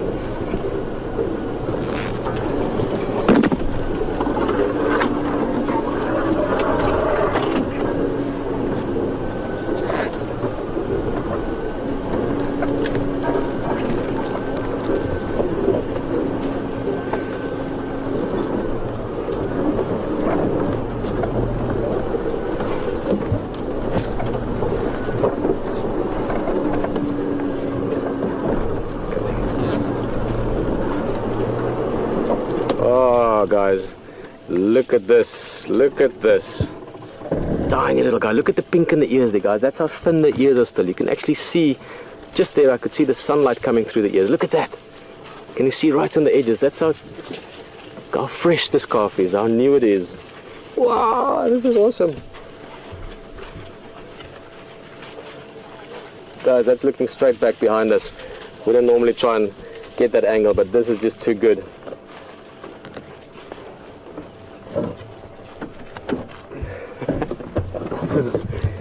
He's like this big. Literally, he could stand on the dashboard here and be quite happy to stand there. He could sit next to me in the seat with us going for the drive. That's how small that little guy is. Oh. We've got another game drive vehicle. And everyone on the vehicle's got these big smiles on their faces.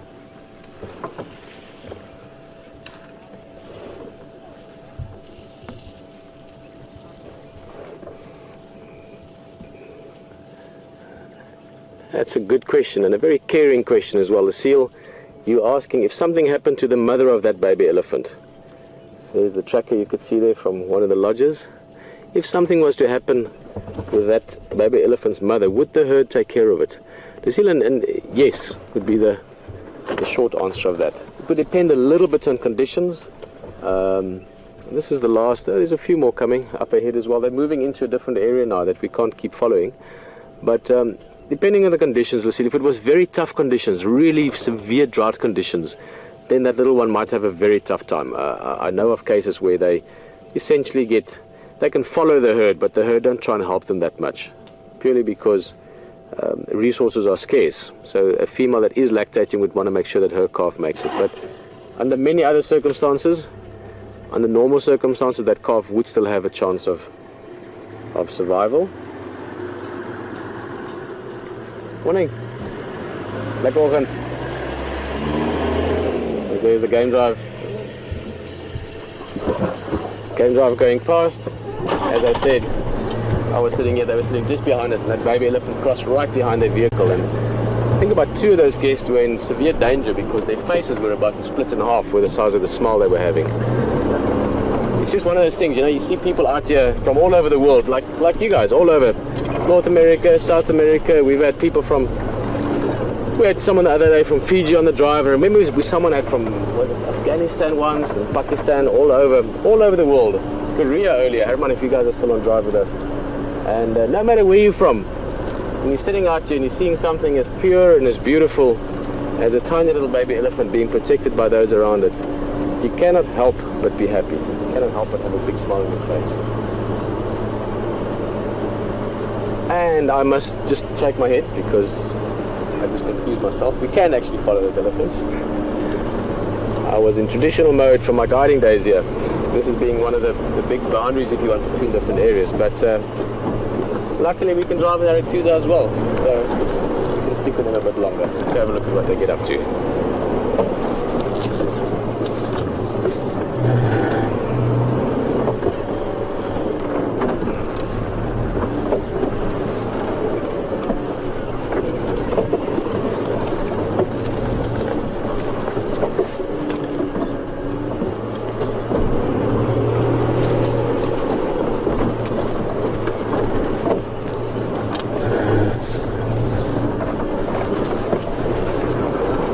That's literally the last ellie just crossing into the bush again there. We're catching up with him after we've just had such a lovely experience with the little calf, the one that we've been following.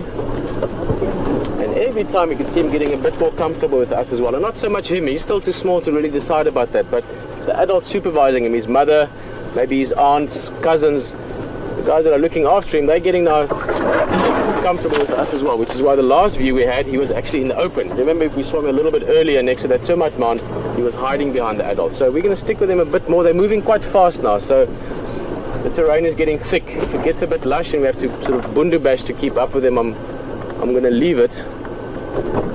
But let's just try one last look. Oi. Especially that little one, you know, it's such a pleasant experience. We've been following and going along with him. So that young elephant in his first few weeks of life, you know, it's important that he gets positive experiences with vehicles, like with all the wildlife here, because of the relationship between humans and the environment here. The fact that we coexist peacefully, if you want. The fact that, oh, there's one chasing another one, a bit of interaction there between the adults. The fact that we always, you know, aware of, or what's the right word, sensitive to the behavior of the animal. They learn that they can trust our behavior as well. Vice versa, we learn that we can trust them. And it's good to reinforce that with our behavior. So, long reason for why I might not follow them if it gets very thick. But at the moment, the only thing that's getting thick are the elephants around us. So let's go and sit in the middle of them.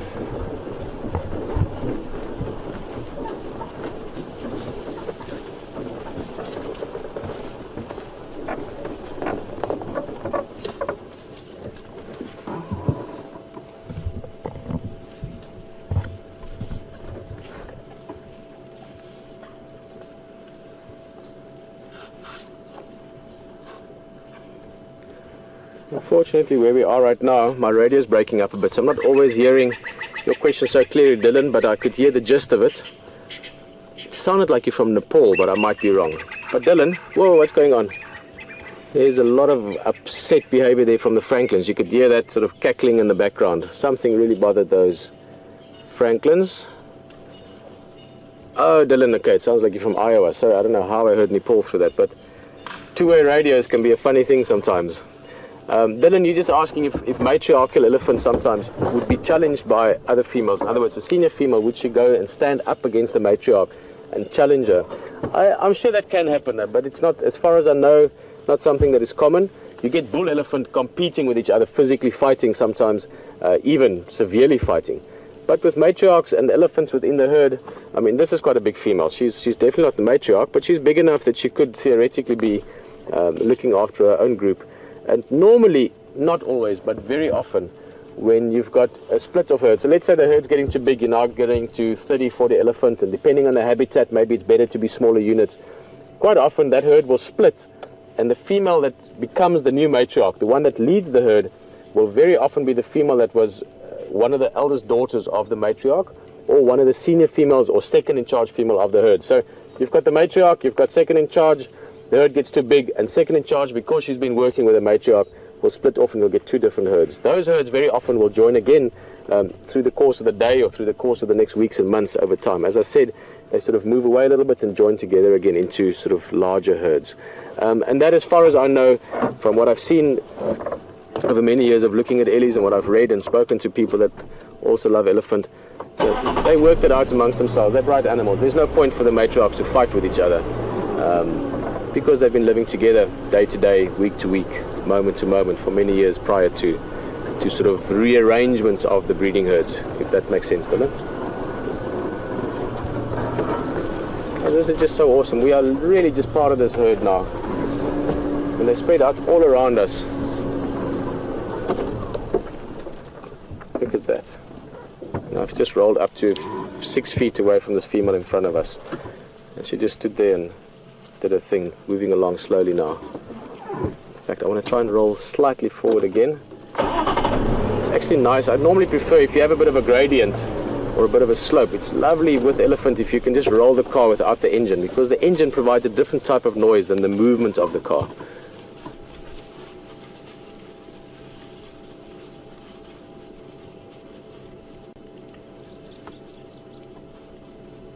Great when you stop as well. That rustling of the elephants moving along, the sound I described earlier, but also just bird calls, little songs and whistles. We all love the big animals, you know.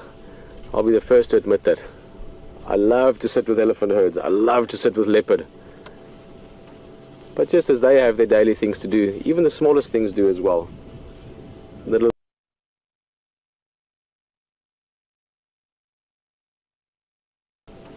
But just as they have their daily things to do, even the smallest things do as well. The little robin down in the riverbed that's singing his song to look for a mate, or the young birds that are growing up now after being hatched a few months ago in summertime. Everything has got its things to do for the day.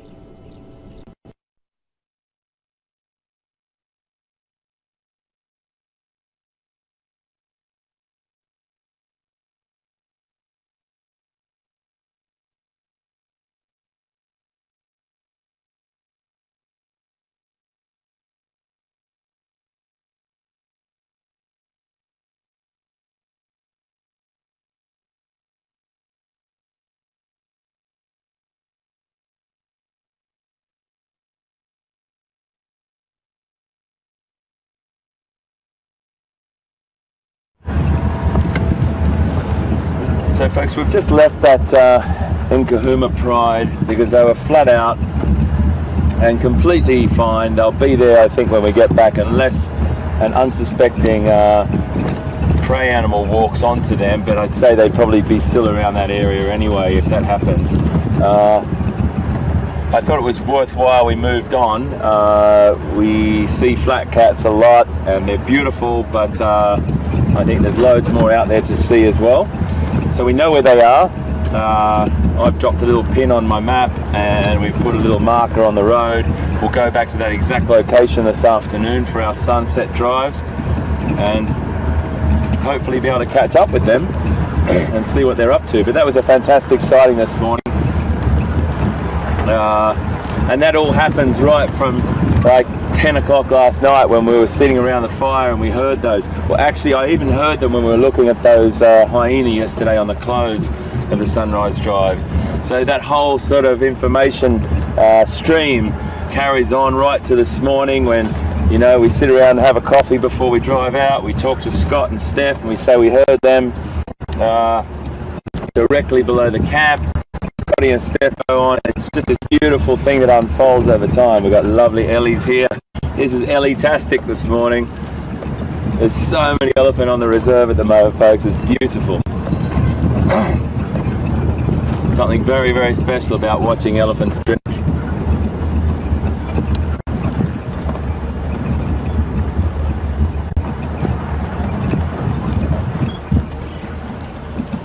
How's that for you, Liam? Good. So just a small herd. It could be just part of a herd, but this is sort of an average family size actually. You know, 6 to 7 animals, and then they'll meet up with other herds that are potentially related to them. Then you've got kinship herds, which are herds that they might frequently bump into, and it just depends on so many things. I think there's been so much beautiful, wonderful science done on elephant movements by fantastic scientists all over Africa, but still there's reasons behind things that we just do not know, and I like that. I like that there's still a mystery.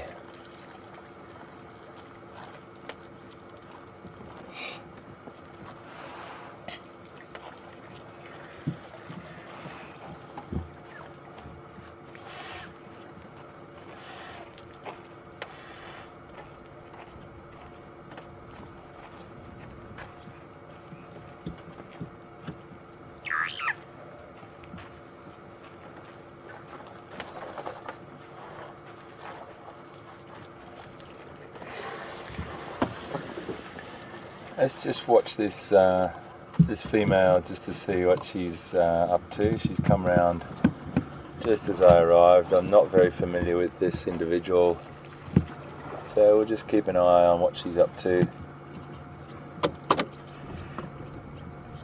She might be just moving over into the shade.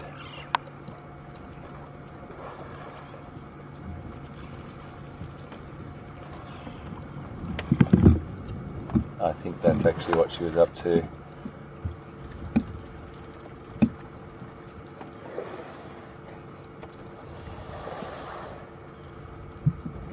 Yeah, she looks pretty fine, pretty relaxed.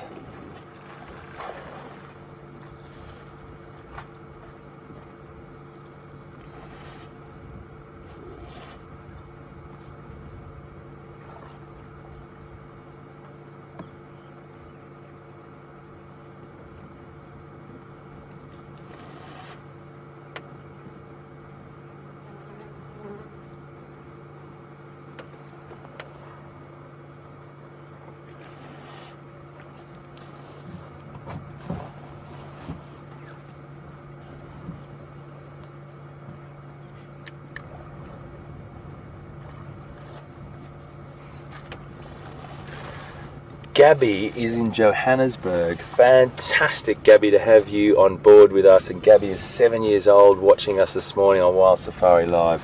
This is brilliant stuff, Gabby. Gabby, I'm just watching this elephant just off to my left here, and I'm just going to come back to your question, my friend, in a second. She's absolutely fine. You're okay, Viam. You can stay on those guys, mate. I'll keep my eye on this female here. Gabby, how are you? Welcome aboard. What a beautiful morning in your country. You are so lucky to live in this country, my friend. It is one of the most fantastic countries in the world.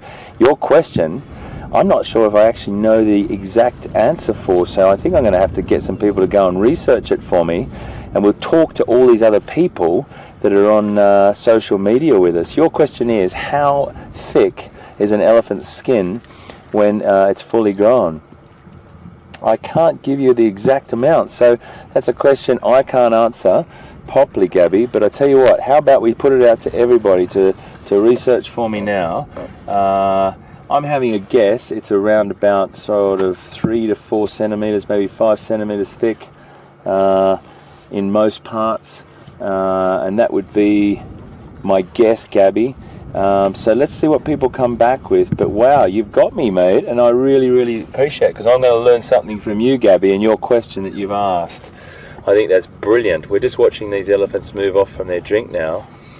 And I have read it before, Gabby, in a book, but my memory escapes me right now. And let's see what people come back with. Gabby, what a lovely country you have here, my friend, and I'm so privileged to be here. Beautiful stuff.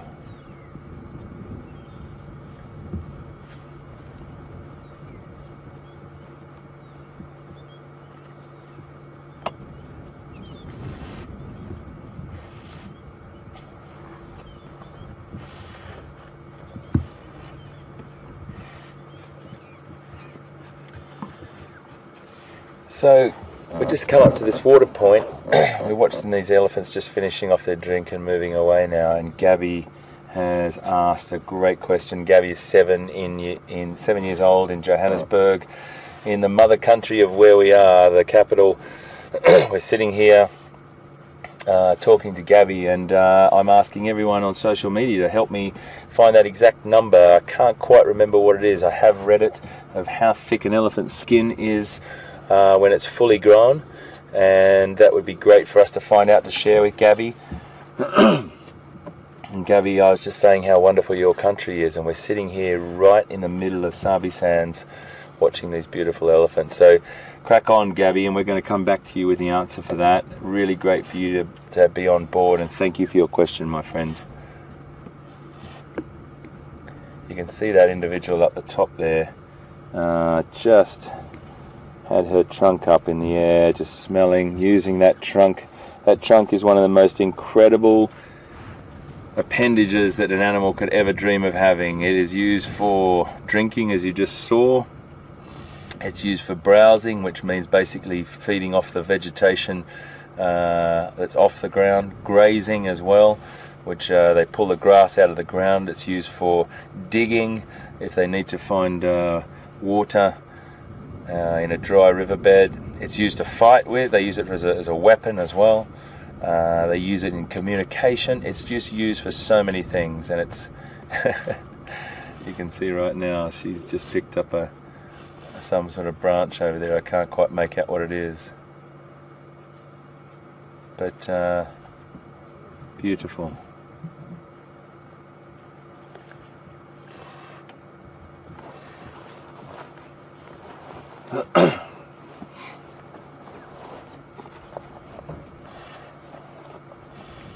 Just want to have a little look at this hippo over here.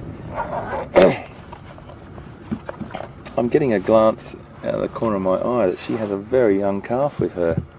Maybe I'm wrong, maybe it's something else, but I think it might be a calf under her chin.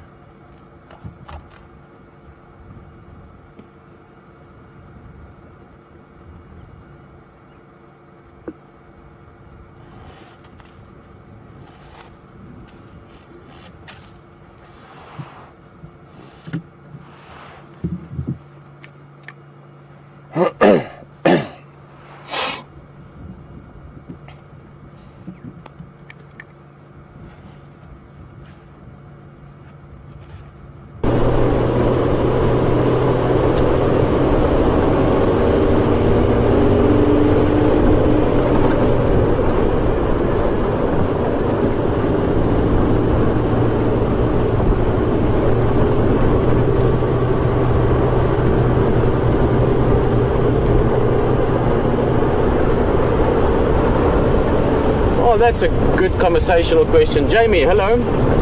Goeiemorgen. Jamie is from the Netherlands, so I presume you speak Dutch. Afrikaans is actually much closer to Flemish. But Jamie just asking, what are the big five? We often refer to the big five, and just wondering what that is. Now, many of you might be wondering the same thing. Many of you might know. Some of you might have an idea.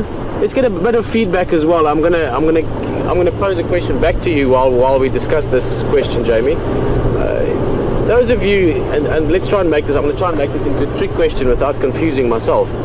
But how many species potentially are part of the big five in Africa? Let's be specific to the continent. And this is a question I'm throwing back at those of you guys that are going on lots of game drives, because there is a little bit of a, what was that? Was it a twig or a little snake? Oh no.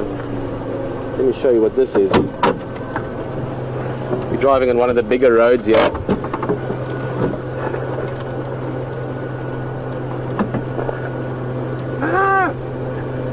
Guys, just a piece of rubber. Just to not pull your leg there a little bit. Obviously came off from one of the game drive vehicles. We'll pick it up and throw it away at home. Alright, so Jamie, what are the big five? My question back at everyone, if you want to let us know how many species of animals can potentially be part of the big five, and would that mean we have big five or perhaps big six? If you want to send those through, we'll talk about that later on.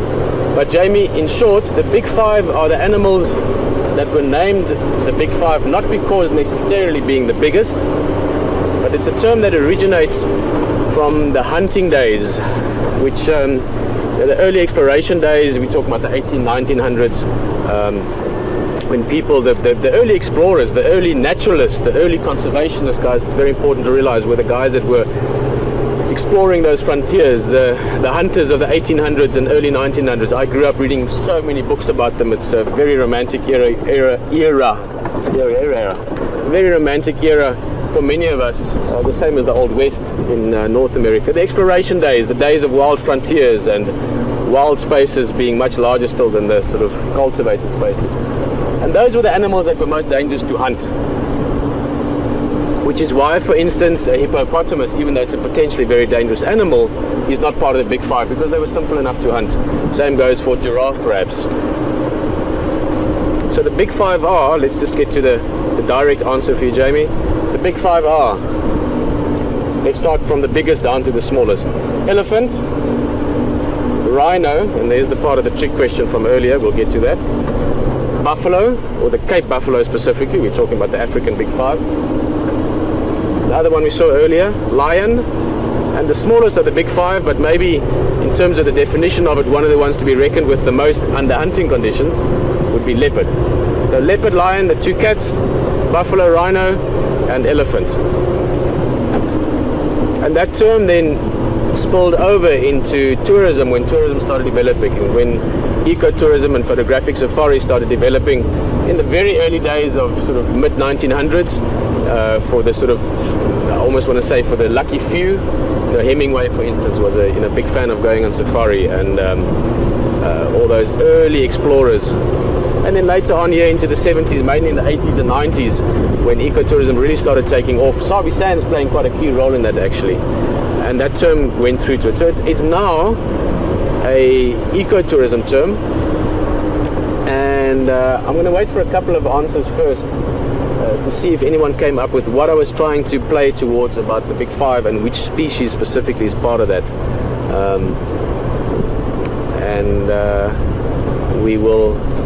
I'll give you my feedback on that. The reason I asked that we're going to stop at these impala for a minute or two is that there could be more than 5 species that fall under the definition of modern day ecotourism or modern day photographic safari big five. And if that's still a bit Confucius, do you think, for those of you that follow game drives a lot, that there are maybe more than 5 species of animals that are classified as big five? Let us know, and I'll give you my take on it just now. Oh, look at that beautiful, lovely herd of impala. I'm just going to stop in the shade here because the sun is getting hot, and we're going to spend a couple of minutes before we head up to Buffelshoek Dam.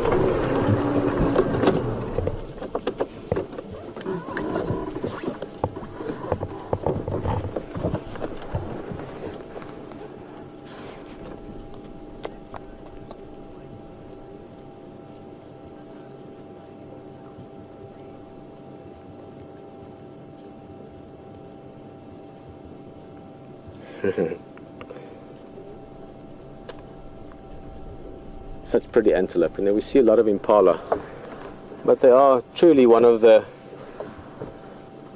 sorry, another explanation just jumped into my head. They are also, you know, you could say the staple of the bush for a lot of predators, but I was going to say one of the true characters in the bush. And I've got so many great memories, if I think back to the bush, that were related to impala during the lambing season, when those lambs are running around and strutting their stuff, literally.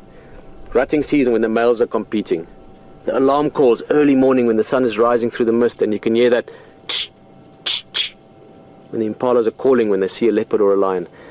I do love impala. And we're going to wait for a couple more feedback, but at the same time I just want to say hello. Claire, as always, nice to have you on Game Drive. We don't talk all that often, but I know that you got that question quite quickly. You've been on many drives with me, so you know my mind.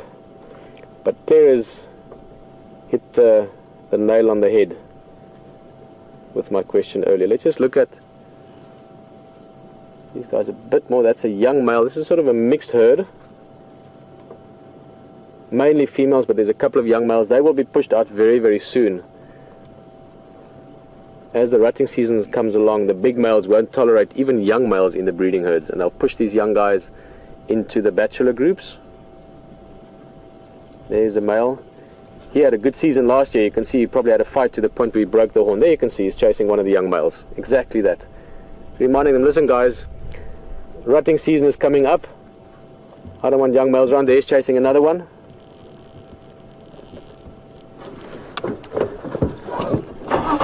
Just turn slightly. Just another look or two. This is actually a beautiful sighting.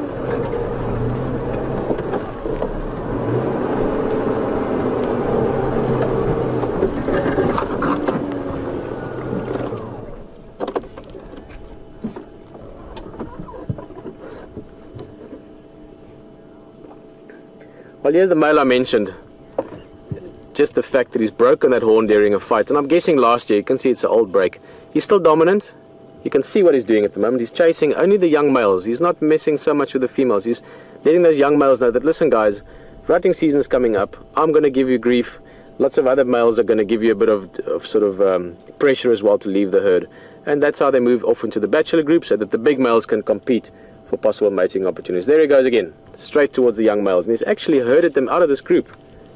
That was very fortunate timing. There's the youngster coming around again. He's chasing him. There's the young one. You see the one of the young horns, or the smaller horns. And there's the rutting call as well. Sort of a guttural, throaty call.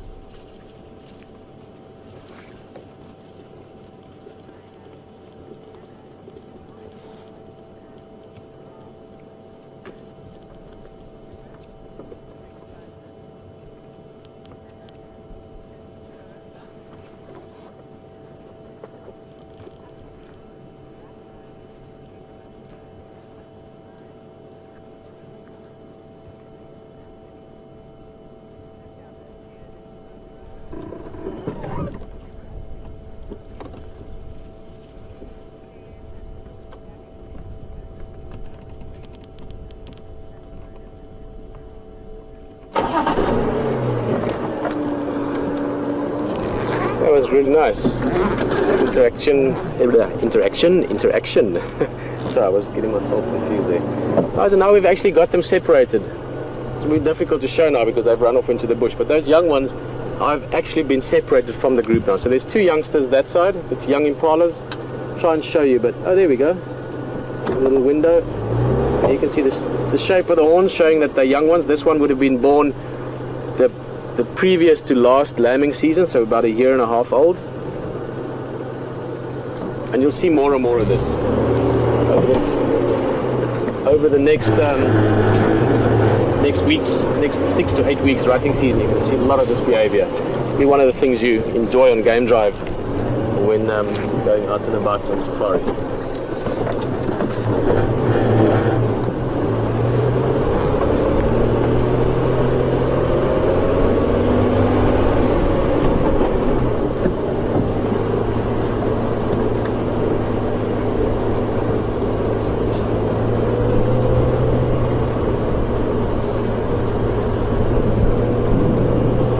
Are we moving along again? That was quite a nice little view actually. Enjoyed that. Keep impala behavior. It was quite a lucky coincidence that as we talked about it, the male was actually showing us exactly what I was mentioning. The fact that the big males, the big rams as you call them with impala, will be starting to put more and more pressure on the young males to leave the herd. And we're slowly heading up to, what is that, Ahina Tracks, up to Buffelshoek Dam.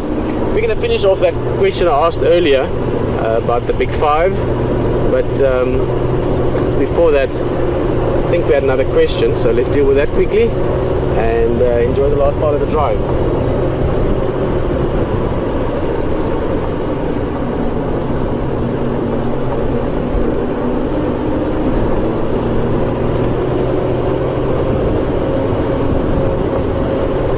Hello Lisa, you are wondering if there's been a decline in predator numbers and if that's had an increase in prey species or in antelopes. So I'm not quite sure if you're referring to the sort of the micro area, so the micro environment around here, or the bigger picture of Sabi Sands or Kruger even. But you must find that throughout the year, in other words, it's a bit like let's compare buffalo and grazing to predators and prey species, and I think you'll get my point just now, is that when it rains in summer and there's lots of water, you get lots of grass, so the grass will actually outgrow the amount of grass that the buffalo can eat. So by midsummer there's much more grass than the buffalo have been eating, but by the end of winter, because the grass stops growing for the winter time, the grass will be quite short, and as you might have seen on drives over the last couple of years, towards the end of winter it can be quite bare. But then the rains come again and the grass picks up again. And you would have to think of it a little bit the same with your predator-prey relationship. Impalas that we just looked at, as I said, they are what you refer to actually as a buffer species. They are, part of the food provision for a lot of the predators. In summertime, when they have their lambs, which we're going to rutting season now, so they mate during the course of a fixed period of time, about 6 to 8 weeks around autumn and early winter, which means they have their offspring around a fixed period of time about 6 months later. So come November, December, there's a lot of impala and kudu and warthog and waterbuck, and all the antelopes tend to have the young around that time. So you have a massive increase in prey species. So it might seem there's a lot more impala now, but they're not going to have babies again until the end of this year. So in that time the predators are chipping away at them again. So there is a balance between predator and prey, the same as there would be between grazers and grass, or browsers and leaves.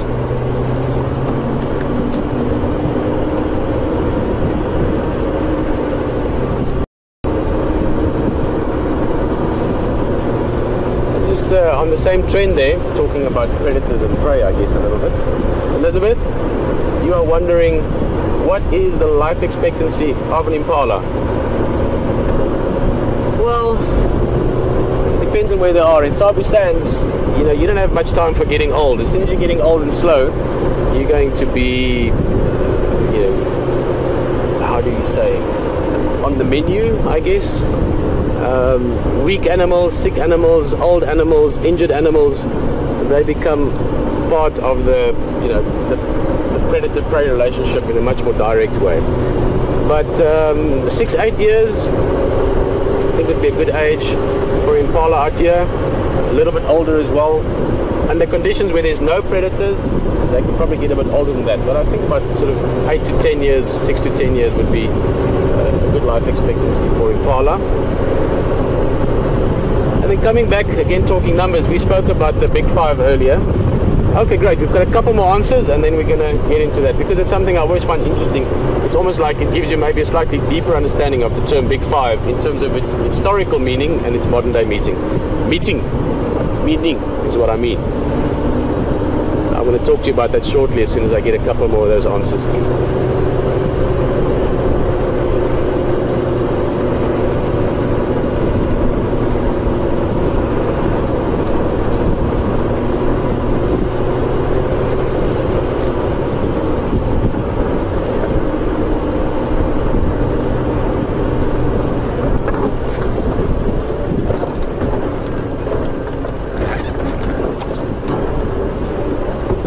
Awesome. nice to hear that there's a bit of conversation around this as well. And this is what I really enjoy about the drives. This is one thing to sort of, you know, have a question and an answer is fantastic, but discussions are fantastic. Thinking about things and maybe comprehending something that you didn't understand before is always fantastic. And in fact, you guys have just done that for me as well. The question I had, and Claire and Gabby answered on the money for what I was thinking of, and I'm sure over the years I've talked about it a few times.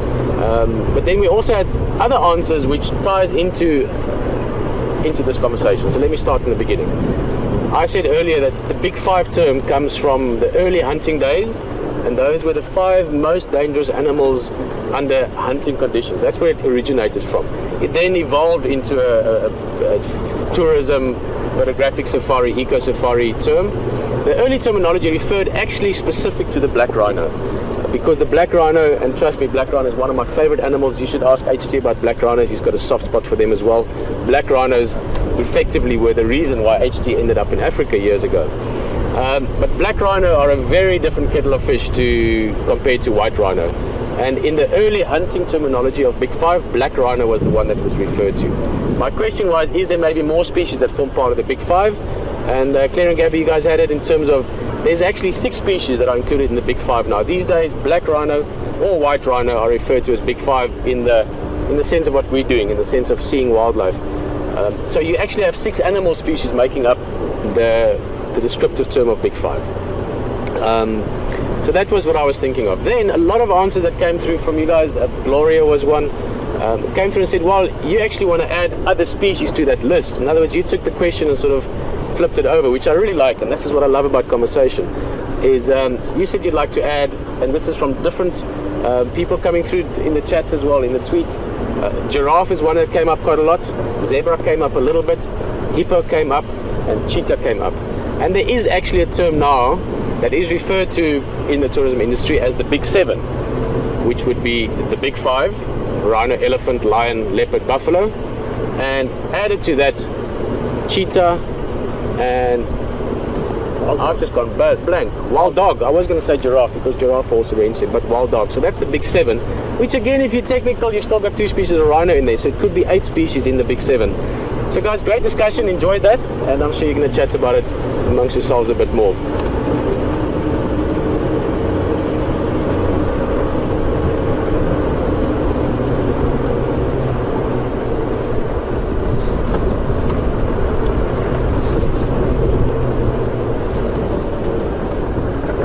So we have this sort of Big Five term. I think we've talked about it in sort of different ways now, which can be made up, you know, technically out of 6 different species. Then the Big Seven term, which is also one that's being referred to more and more these days.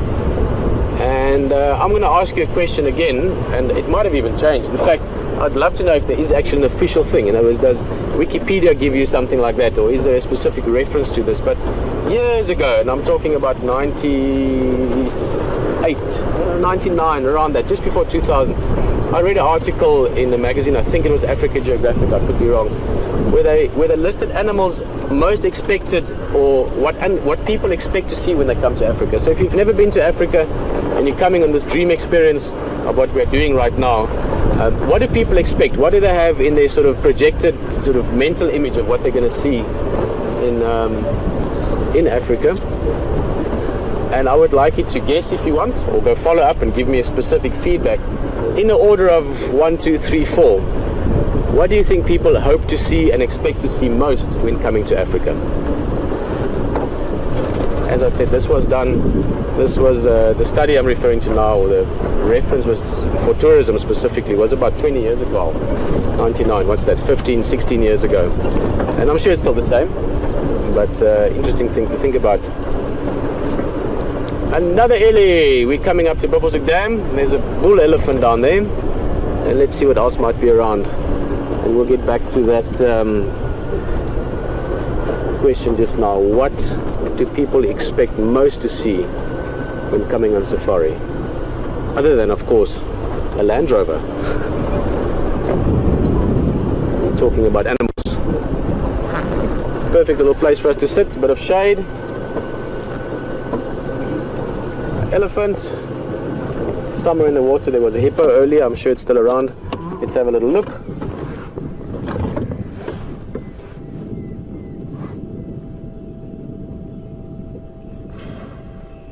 Two hippos and oxpeckers, which are going to fly up as soon as the hippo goes under the water again.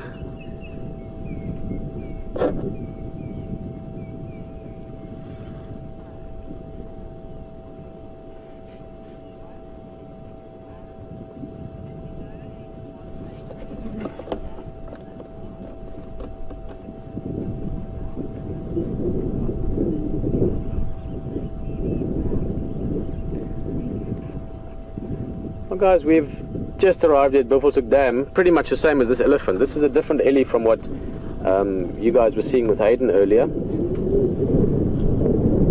Just coming down for a drink. So we're going to spend a bit of time with him. I might actually go around to the other side, but let's just watch him drink a little bit.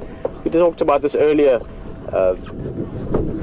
Herman, if your class is still on drive with us, we were talking about the trunk of an elephant, the length of it, the use of it, and it is quite an interesting thing. Well, an elephant as a whole, but also the trunk in itself. Just look at how this elephant is drinking.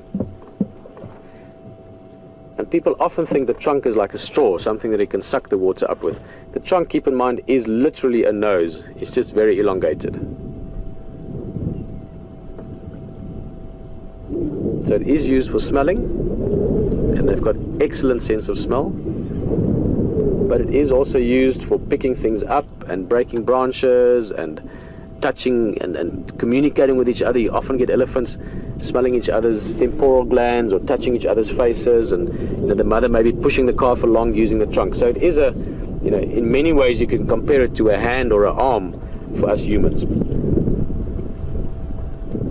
But physically it is just a very long nose. So when the elephant's drinking like this, he's sucking water up into the trunk, same as you could do with a straw without sucking it all the way into your mouth. Sort of when the water's 2/3 up the straw, you stop and you block it, and then the water stays there. This is what the elephant's doing. He's sucking the water up, and then he's holding it in the trunk, and then putting the trunk in his mouth and blowing the water, pushing the water into his mouth and stomach. So that's how he's drinking, using the trunk.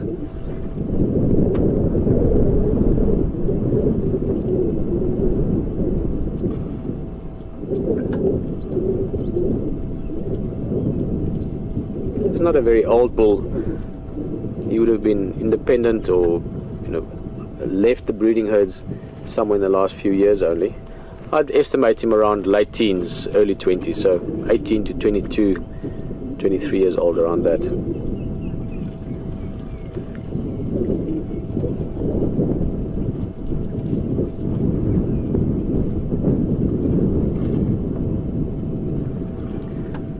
Lisa's just wondering if I've ever seen a hippo elephant fight. Not really a fight, but I have seen, aggressive interaction, if you want to call it that, Lisa, where hippo, it was a specific hippo in Pilanesberg that used to mock charge and even bite elephants.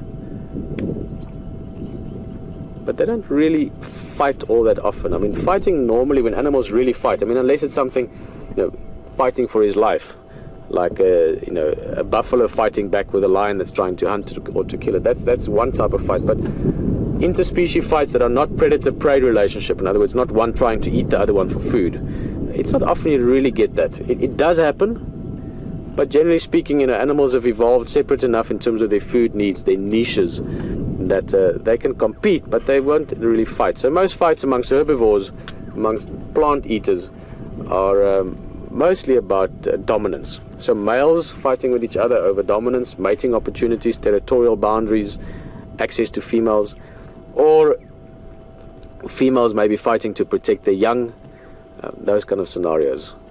Hippos and elephants to just fight, even though it does occur sometimes, it's not something that's typical.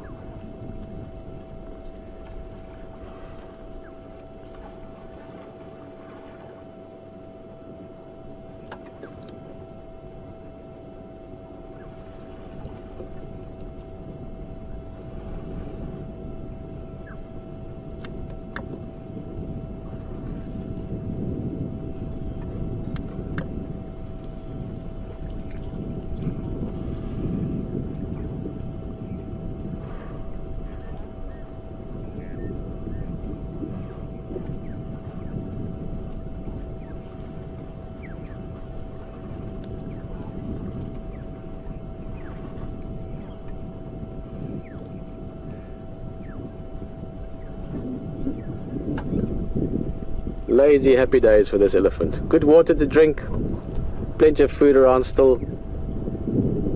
Looks like a happy elephant. Thanks for the replies. We've had a few people come back to us saying the animals they'd like to see. And Mary, your answer very close to the one that I read many years ago. And what's interesting is that giraffe and zebra featured there quite quickly. And the study showed many years ago that what people expect or hope to see on safari is what we're looking at right now. That made it in there. What we looked at earlier this morning, lion. In fact, the order that the study showed at the time was lion first, elephant second. Let me just move a little bit because he's going behind us here, and I think he's coming around to drink on this side. So in order, at that stage, the study showed lion, second that people hope to see elephant, like this beautiful guy we're looking at now. And what came in third and fourth, I at the time found very interesting. And that was giraffe third and zebra fourth. And only then did things like rhino and leopard and so on start making it onto the list. This is a sort of a broad spectrum study though, obviously. So it just shows you what people really associate quite strongly with Africa. And certainly an elephant would be one of those, certainly a lion. But I can clearly see why a giraffe would be right at the top of that list. You know, there are such special animals, both, you know, out of interesting point of view, but also just visually. Giraffe are just amazing when you see them. Now this guy walked over here. I'm sure there's a few other reasons, but one of them was literally just to come and have a look at us. What are we doing? What are we up to?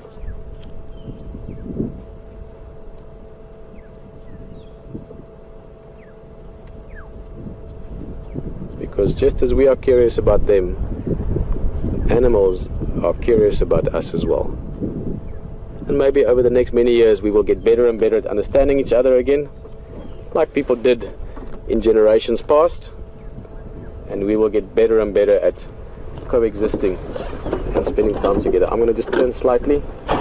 We are busy saying goodbye, guys. It's almost the end of the drive. Fantastic to end up with this nice elephant. Thank you so much for joining us. Thank you so much for enjoying the safari with us out here in Nkuhuma. And I just want to say goodbye from myself, Pieter Pretorius, also from HT. Hayden has gone back to get something on the windows. I've never just rewind that. Hayden has gone back to get something on Wendy sorted out. So this afternoon we'll have both vehicles out. We're going to look forward to another adventure in the bush. And please join us again for the live safari in Africa. Have a great day, and we'll see you later. Bye-bye.